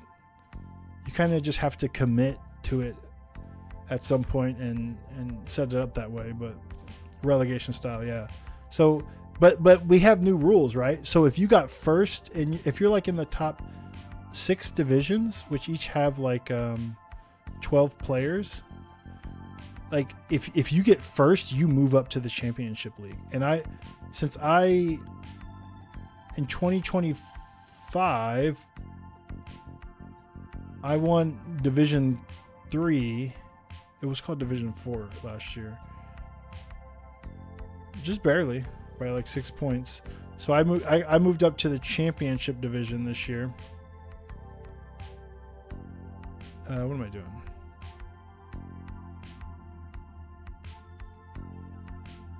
$2026.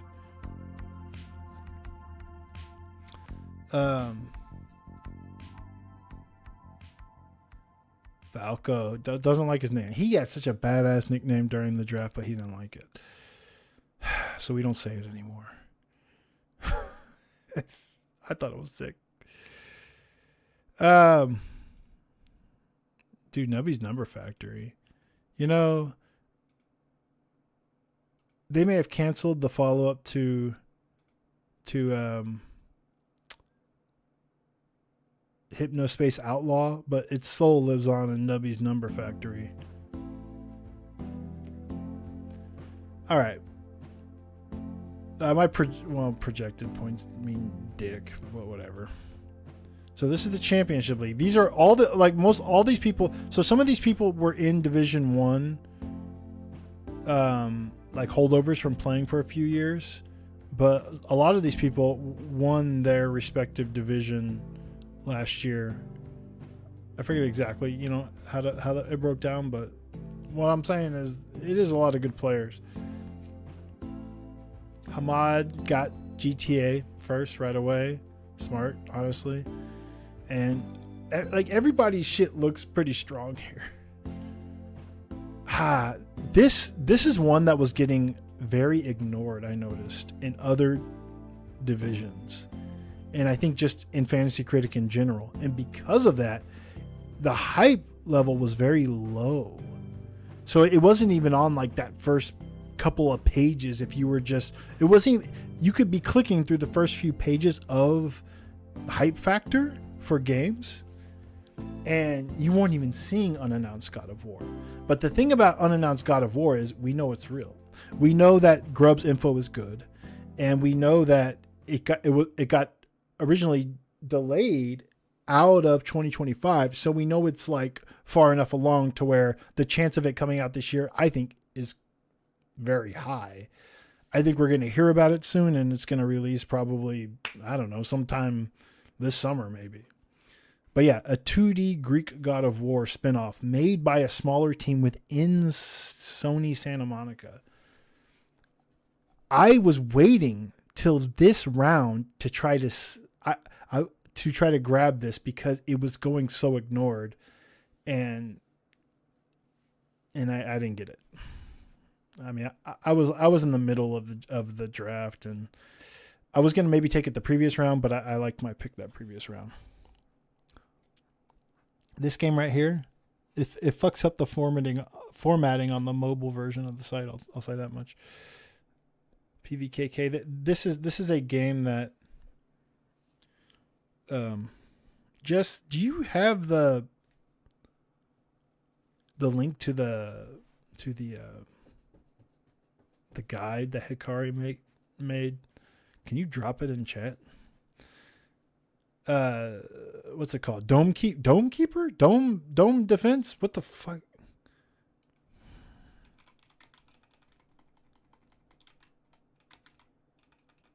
We've seen a trailer for this on Trailer Talk. This is the, what did I do? This is the Dome Keeper group, and I mean developer, but it's like a wild, like, first person, like, I mean, whatever. Look it up. We don't have time to talk about all of these. Oh, is that it? I think all these games look cool. Orbitals. You remember the trailer for Orbitals during Game of the Year? That shit was sick looking, dude.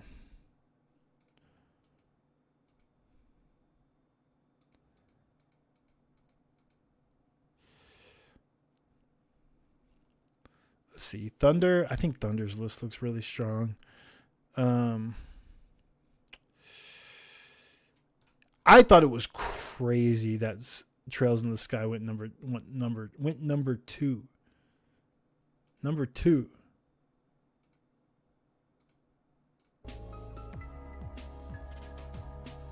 I don't think it's way too high. I think it's a great first rounder. I was just surprised to see it number two. But I mean, in reality, I don't know. I think it's going to score like 2-3 points lower than the last game. But I mean, I think it's like a very, I mean, 88 is, I mean, it's a strong first pick. Millennium Tales. So like, I played the demo. The fucking Pixie character is like really fucking annoying, but the demo was pretty cool. A lot of people keep calling this Team Asana, which I know they are working on this, but I think it's mostly probably the Bravely Default 2 developer. Am I crazy in thinking that? I don't know. I don't think it's gonna like fuck this thing up, but it's not like I don't think it's the A team is what I'm trying to say. What's up, Cutie? Cutie? I'm gonna say Cuddy. Happy New Year. I think these are strong picks. Splatoon Raiders is another one I was gonna try to snipe late. Also in this round. Like, I had a short list of things to try to snipe in this round. This was also one of them. I think this game is being like undervalued. I think it has a lot of potential because the single player stuff in Splatoon is sick. It's just always been underdeveloped, and not being underdeveloped is like this shit could be fire. honestly. I was trying to get away with it, though, you know. Forza Horizon. See, I expected to see this before a Trails pickup. Onimusha was one I felt a little weird about. I don't know what to think about Onimusha. This is one I've been kind of like hard to peg for me, honestly. I love like the first 3 Onimusha games, so I'm excited about it. But like, how does it get rated? Oh shit! Oh, so good. This is probably before your time, but you know, it's the same composer as Kingdom Hearts, which I know you children resonate with more. I know y'all like that soundtrack. Just pretend that this is the music for Traverse Town.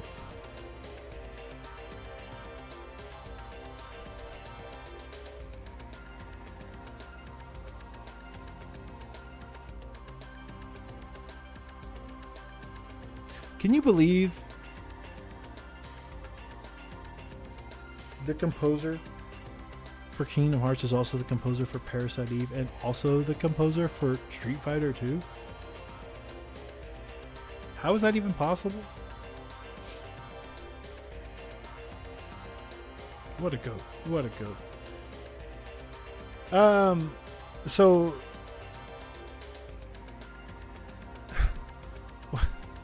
he won like last year, Division 1.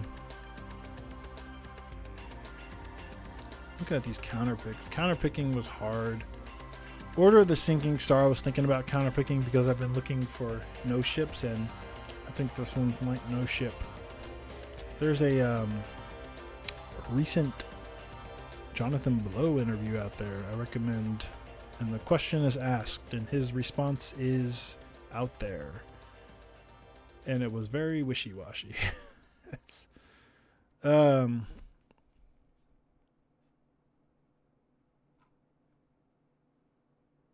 Battle Vision Network, I could have counterpicked this, but because I think they're going to nail what they're doing.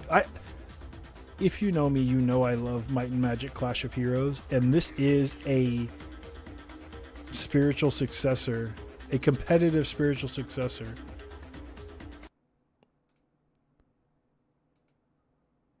And I'm a believer. I think they're going to accomplish what they're setting out to do, and you know, you don't rate that poorly. Dude, I love Might and Magic Clash of Heroes so fucking much. This game got delayed. They're very quiet about this in their Discord too. I was almost thinking like, are they just going to cancel this game? I just think, because like if you're trying to make a game that is like competitive, like online, and there's just zero interest in your game, and it's not even out yet, but there's zero interest. It's like, how do you even like stomach that? I mean, it's like, are they just gonna put this game out and no one's gonna care? Which is a shame, because this is Might and Magic Clash of Heroes, which is fucking it's so good. It's so good. And they're turning it into a competitive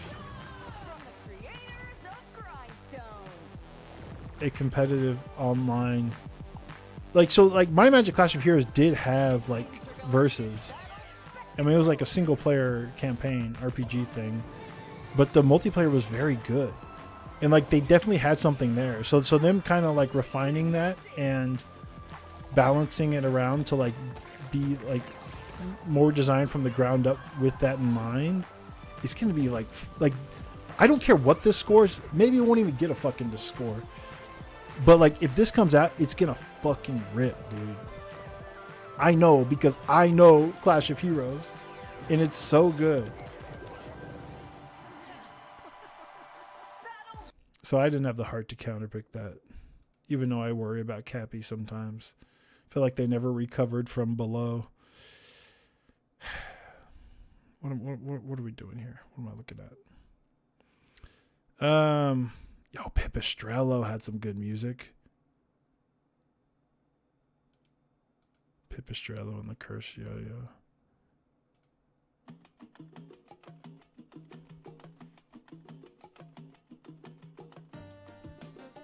Oh, shit. Pipistrello. I think it's going to be on my top 10. Game's fucking good.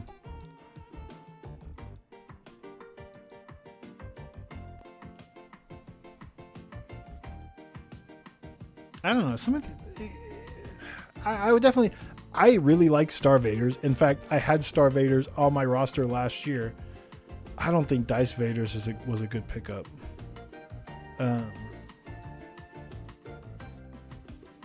don't even think this might not even come out. Australia does look cool. Whale Driller. I was a little afraid of this one because it looks fucking cool, and I know people like Cat Broom game a lot, and like all this dude's games are pretty cool.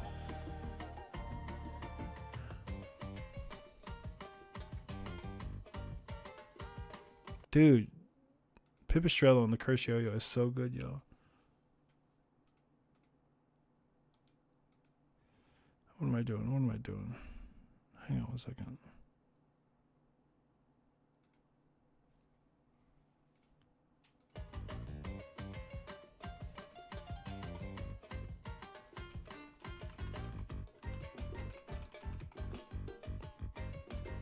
I gotta go to bed. I fucked up, dude. Dude, this shit's so good, dude. I need to listen to the soundtrack more.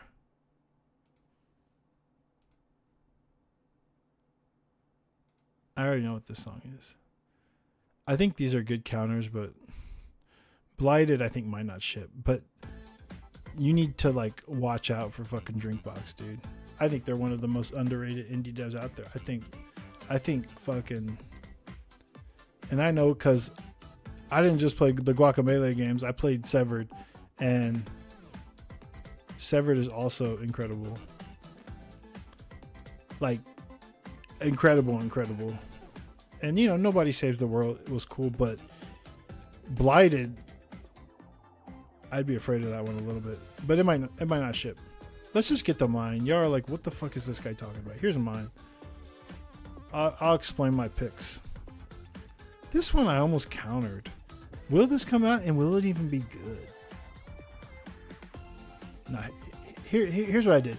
I got Mina. I was 6th of 12. So I was like right in the middle. Snake draft style. I took Mina the Hollower. Obviously, if you know me, I'm a big Mina believer. It's like, you know, it's like my two favorite things combined, right? Right? It's fucking old school Zelda and Castlevania.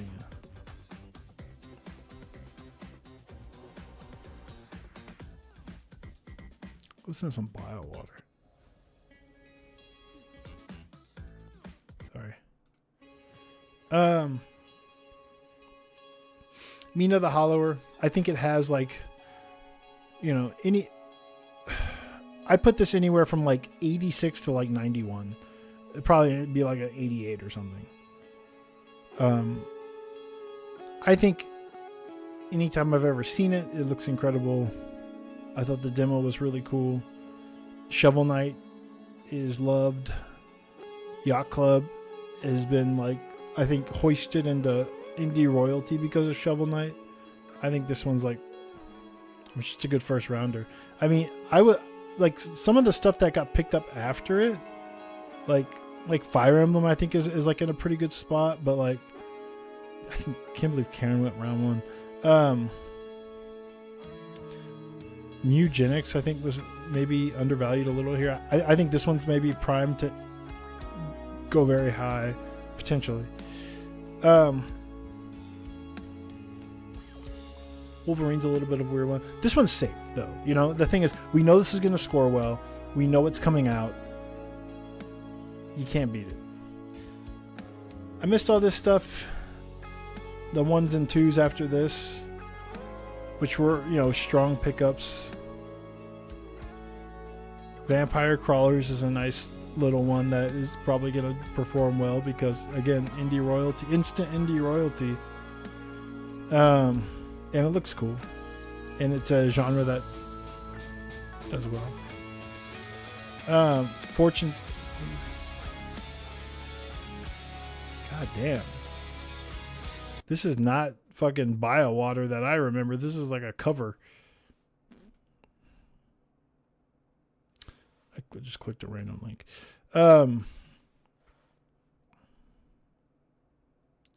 Promise Mascot Agency had good music. This game's cool. Speaking of Aura. Pragmata. I don't know where to feel about that one.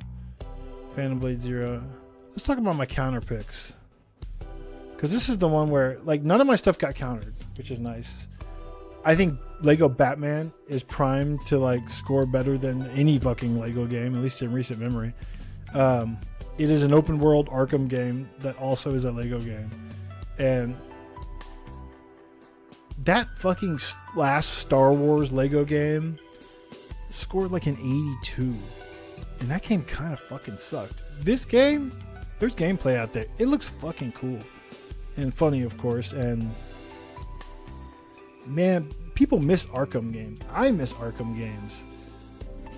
And Batman, people like Batman. I think this game is going to do really well. I think this game could be mid-80s easy. Skywalker Saga was kind of cool, but it wasn't like, it's like Star Wars. Zerby, you're a Star Wars. How should I say this? It was kind of cool, right? I guess. But like Star Wars is not cool anymore. Batman's still cool. Star Wars is kind of like lame. Now I know saying that to you sounds crazy, but what I'm saying is like, no one's proud that they're playing a Star Wars Lego game anymore, right? And it's like, you know, there was definitely some. It's just not as cool anymore. And I'm not talking about like, oh, but Andor's amazing. No, I mean like, you know, no one wants anyone to know that they're playing a Lego Star Wars game in 2020 fucking 2 or whatever. Lego Batman has like fucking movies and shit. It's good. I don't know. I mean, Arkham. Also, this is like it's doing like it's like an Arkham game. Whatever. Reanimal. I mean, the demo was like, I played the demo for Little Nightmares 3 and I was like, this. I'm literally falling asleep. I found a game that's more boring than Keeper, and it's the Little Nightmares 3 demo. And sure enough, that game scored poorly. The Reanimal demo was like mostly just in a boat, but it immediately had so much more like something. Like, I don't know what magic that they couldn't figure out with this new dev couldn't figure out with Little Nightmares 3, but the original dev took it all and made Reanimal because it's like immediately more compelling and atmospheric and like spooky and I think Reanimal is like primed to do really well. I think this could also be like hit mid-80s, you know. Pony Island 2, I get why people are sleeping on it because it doesn't have a date. Like, well, it technically it does have a date, sort of. I mean, it does have a year. But we don't need to get into the zoo controversy.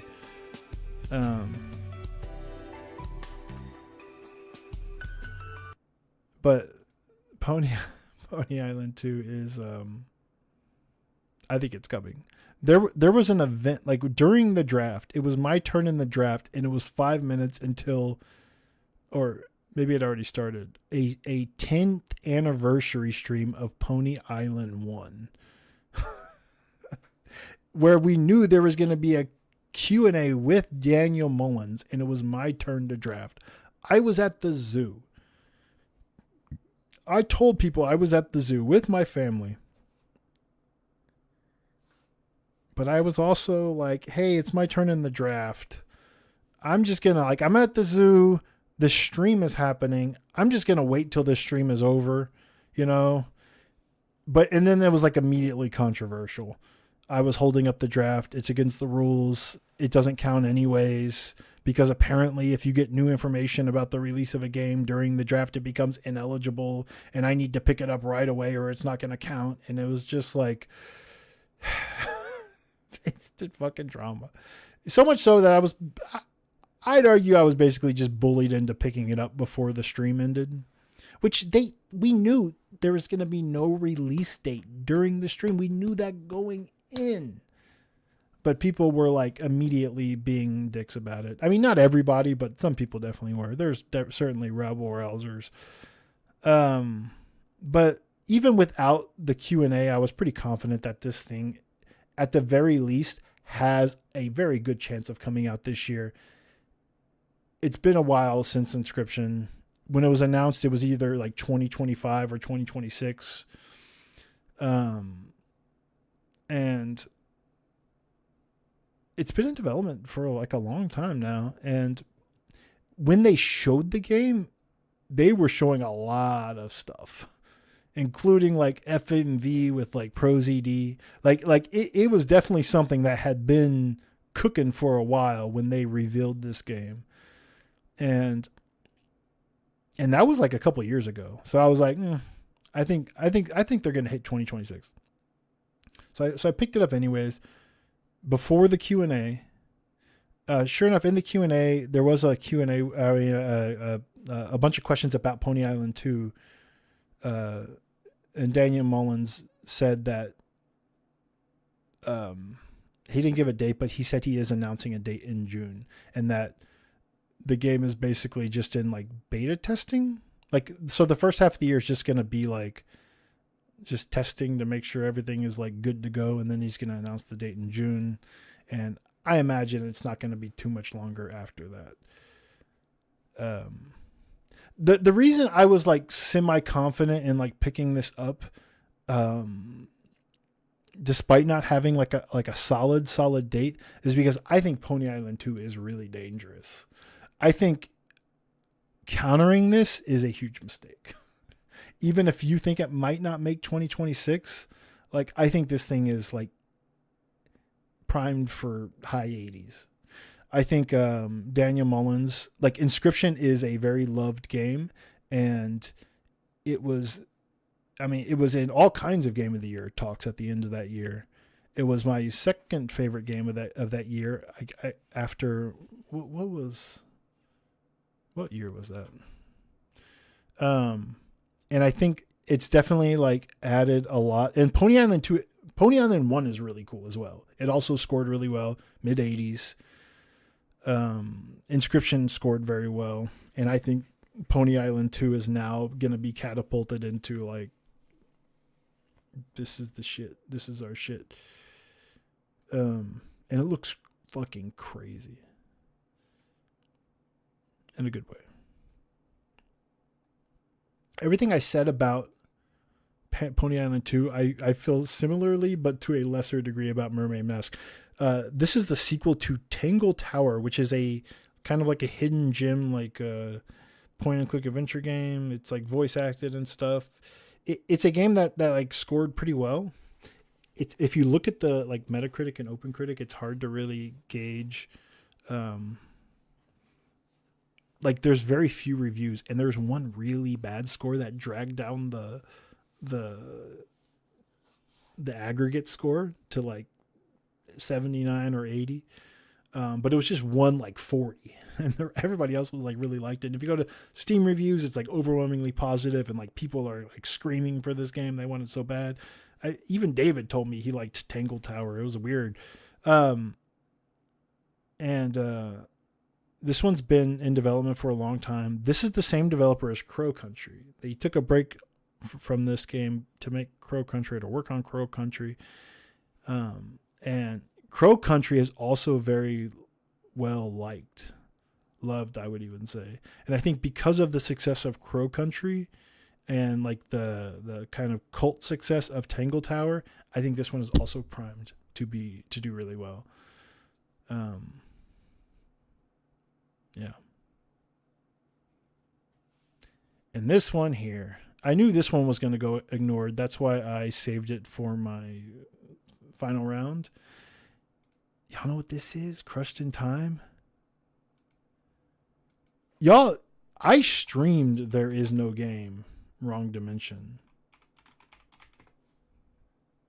This is a spin-off of the point and click adventure level from There Is No Game, which was fucking incredible. Like, that game is awesome. Did I stream it? I streamed it.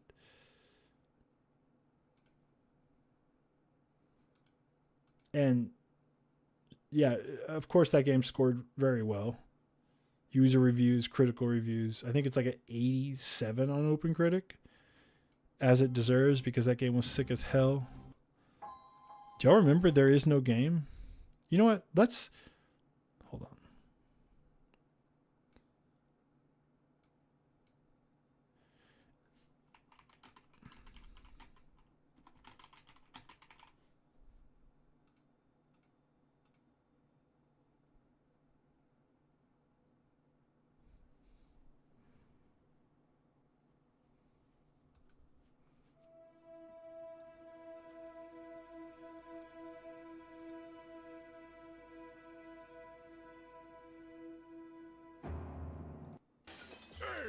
What are you doing, user?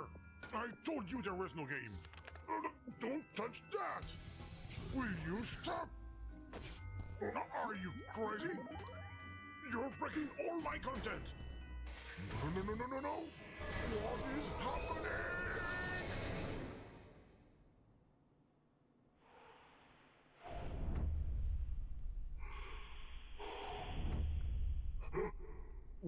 Where are we?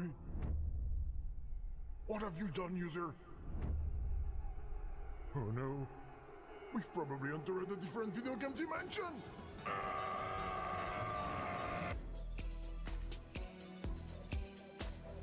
The narrator's a little hit or miss, but the game is extremely clever. Is that a missed puzzle? Hero, stop running around in circles and fight!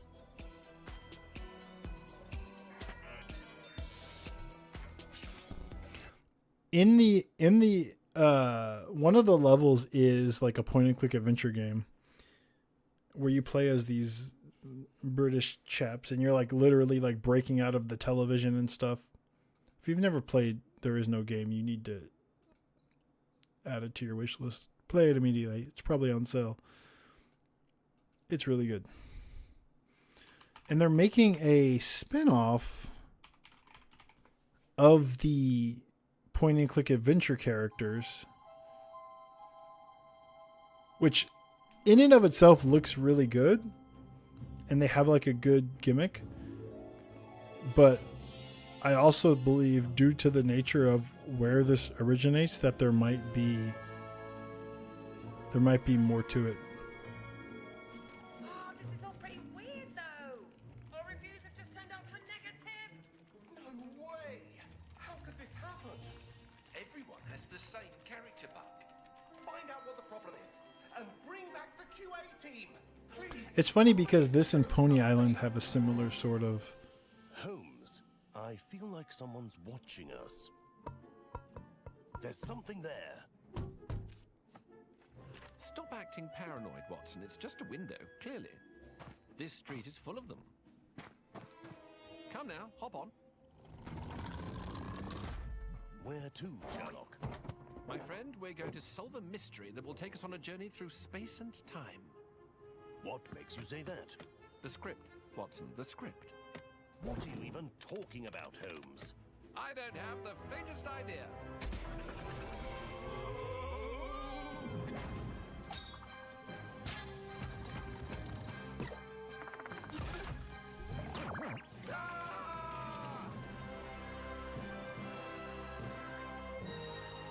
It's gonna be sick.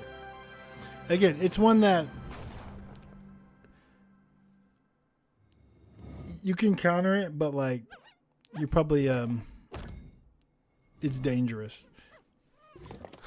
So some people were like, "Oh, they're wishy-washy about the data in the Discord." It's like it's a big in joke, and I think it stems from this.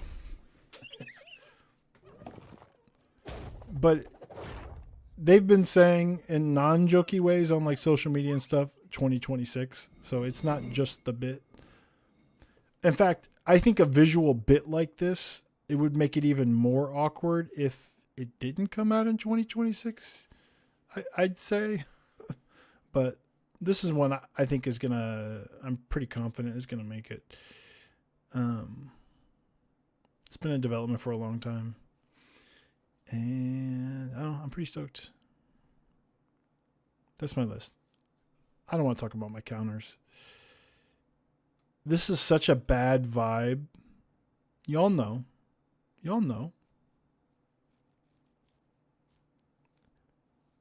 I felt so shitty. So shitty countering Bloodstained. I have lots of reasons why I did. It doesn't matter. It's such a bad feeling counter. And I feel terrible. Because there's other stuff I could have fucking countered, right? But it's competitive. And I don't have like GTA and stuff. Like I think all of these could be like 80, sure.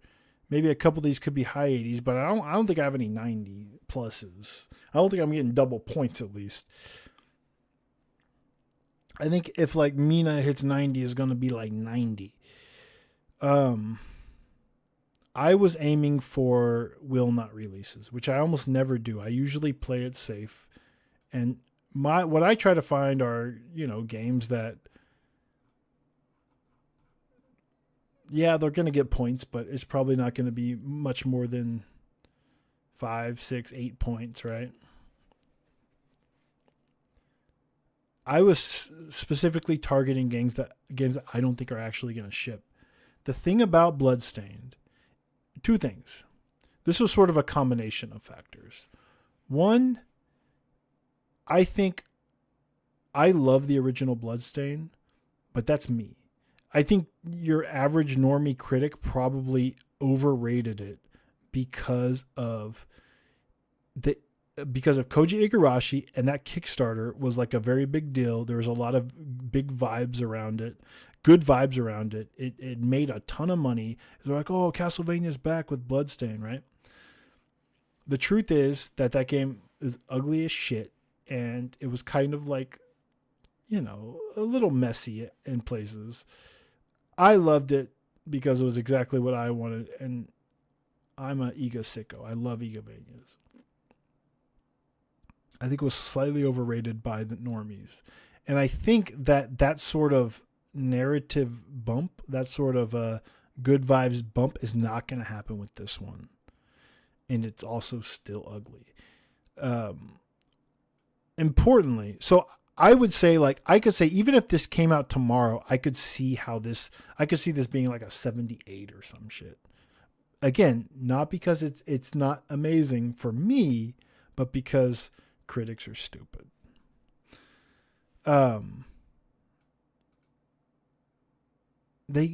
Chasm is like a 71, and Chasm actually got a lot of the key things that make Egavanias really cool, and that tells me that critics don't know what the fuck they're doing. Whatever. Here's the thing. This game is developed by Artplay, that fucking studio that made the first one, that needed a lot of help. They are so fucking slow at developing video games and content for their video game. They're so fucking slow. They announced this game June of last year, I think. And when they announced it, they had a date of 2026. They're just so fucking slow. I think it's like a small, slow studio, and they had released stretch goals for Bloodstained Ritual of the Night for so long. For so long, because it was a successful Kickstarter and they promised all these stretch goals. They were even just over a year ago, they were still releasing stretch goals for Bloodstained, and they were like all bad. They were like all half-assed, like, oh, this is all we could do. It took us like 2 years. This is all we could do. They were like kind of shitty. To me, that tells me that that developer really, they're struggling. It's like it took Yacht Club a long time to make their stretch goal stuff, but when they did, it was fire. It was good. This was not that. They took a long time and it felt half-assed. I think when they announced that 2026 date, that was a guess. I don't think this game makes it out this year. I could be wrong, but even if it does, I think it's not going to be like rated as highly. And the combination of those two is kind of why I picked this over some of the other ones, even though the vibes are bad. This is also one that if I'm wrong about, I take an L in Fantasy Critic, I take a W in real life. So, it's option select. Option select. Control Resonant. I mean, I just flat out don't think this is coming out this year. It's like, it was just announced. I mean, we've known it's been in development behind the scenes for a while, but like Remedy's not good at like making like shipping their games on time, I don't think. And I think like so much so that a lot of people countered Alan Wake 2 because they also assumed it was just going to get delayed, and it didn't get delayed. For what it's worth, that one didn't get delayed and it screwed over some people who countered it. But like Remedy's still going to remedy. And like this one is not like, this is like new stuff for them, It's kind of like they're playing around in a genre that, I mean, it ain't a shooter. And they're self-publishing now, and without sort of that like larger publisher like kind of putting pressure on you. I mean, I'm sure they have like financial pressures, and I know Firebreak didn't do great, but I don't think they're gonna like rush out a game before it's ready, because if this game doesn't hit, I think they're in trouble, honestly. So I think they're gonna make sure they put out a good product, and like the earliest this comes out is going to be late this year. And let me tell you, games get delayed. And you know what else is also happening this year? Grand Theft Auto. And this is like the perfect kind of like game that's like, you know what? We're just going to like, how about February? How do y'all feel about February? Y'all go play Grand Theft Auto. We ain't finished with this shit anyways. I literally counterpicked it because I think it's not going to release. If it does, I'll take that L, but it ain't going to score like Alan Wake 2. It's different. It's weird. And I don't know if it's like the kind of game that like Remedy people want to play. I don't know. We'll see. I hope it's cool. And nothing against this game. Nothing against either of these games. I love Bloodstained. It was my number 5 game of that year. I know because I looked it up. And it was a year with a lot of cool games. I rated it over Disco Elysium and Fire Emblem Three Houses. I know because I just looked this up. I loved Bloodstained Ritual of the Nights. I played both 8-bit like Bloodstained games as well, and those are fucking cool too. But Artplay fucking is kind of a whack developer. Do you remember like late in development of Ritual of the Night, they had to bring in Way Forward to try to like keep the game from being just too ugly. Like they brought in Way Forward to like pretty it up a little bit. And then I think Way Forward helped with some of the other development in the end to kind of get it across the finish line. That game's still fucking hideous. And it had lots of like issues. Like the Switch version of Bloodstained Ritual of the Night was fucked up for a very long time. I don't even know if it ever really got there. It's just, they're just not like a, it's just, I love Igarashi. It's not a developer I'm confident in. I feel bad though, man. It is a fantastic game. Icifer, I agree with you. It is still a messy game though. Like it doesn't have that level of polish that that some of the that like a Order of Ecclesia had. Like it's messy. It's like it's very like it feels like very imbalanced, but not in like a fun Igavania way. It's like, well, like how is this even like a shard spell? This just seems like a like y'all just made this shit last week. You know what I mean? It's like, oh, I can turn into that thing? Like it just felt messy. It was weird. It was cool. I liked it. Like that's sort of, I'd rather have like a game that has memorable texture than like a smooth, polished, boring game. Whatever. That's sort of my reasoning there. I'm fishing for will not releases. That's all. That's all. And maybe you'd say like, oh, well, why didn't you counter fucking Sun-Kissed City? Wait, why didn't I counter Sun-Kissed City? Oh, because you go backwards. Like the it's a reverse snake draft when you're countering. And yeah, there was some decent stuff to counter. Like I would have countered Dice Vader. I drafted Star Vaders and like an 88. I would have probably countered that. I probably would have countered that. I probably would have countered that. I probably would have countered that. But when it came to my turn, I had some other things that I may have countered. Like I was eyeing these, but these are like simple indies that are like doing one thing and I think doing it right. Like I'm not trying to counter an 82, you know? I'm just not. Mariachi I was eyeing. I almost countered that because 9 Years of Shadow didn't score great. I think Blighted might be a will not release as well, kind of like Bloodstained, but that is a developer I have way more confidence in than fucking Art Play. Pokemon Pokopia, I think people are undervaluing. I know it doesn't have as much like it doesn't, it looks like a really budget clunky version of Dragon Quest Builders, but it is the Dragon Quest Builders team, and those Dragon Quest Builders 2 was so fucking good. And you know what? I get a little like Viva Pinata like vibes from Pokopia. I think it could be kind of cool. I was going to maybe counter Yoshi because, you know, Yoshi's track record, definitely like B tier games, but like it looks pretty good. I don't know. I kind of like the way it looks. This one has a lot of like good hype behind it, but the dev is a little sus. I don't know. We'll see. Also, it just seems like a little like, this doesn't seem like something that's gonna like score off the charts. I think you can have like a 78 that's really well liked. You know what I mean?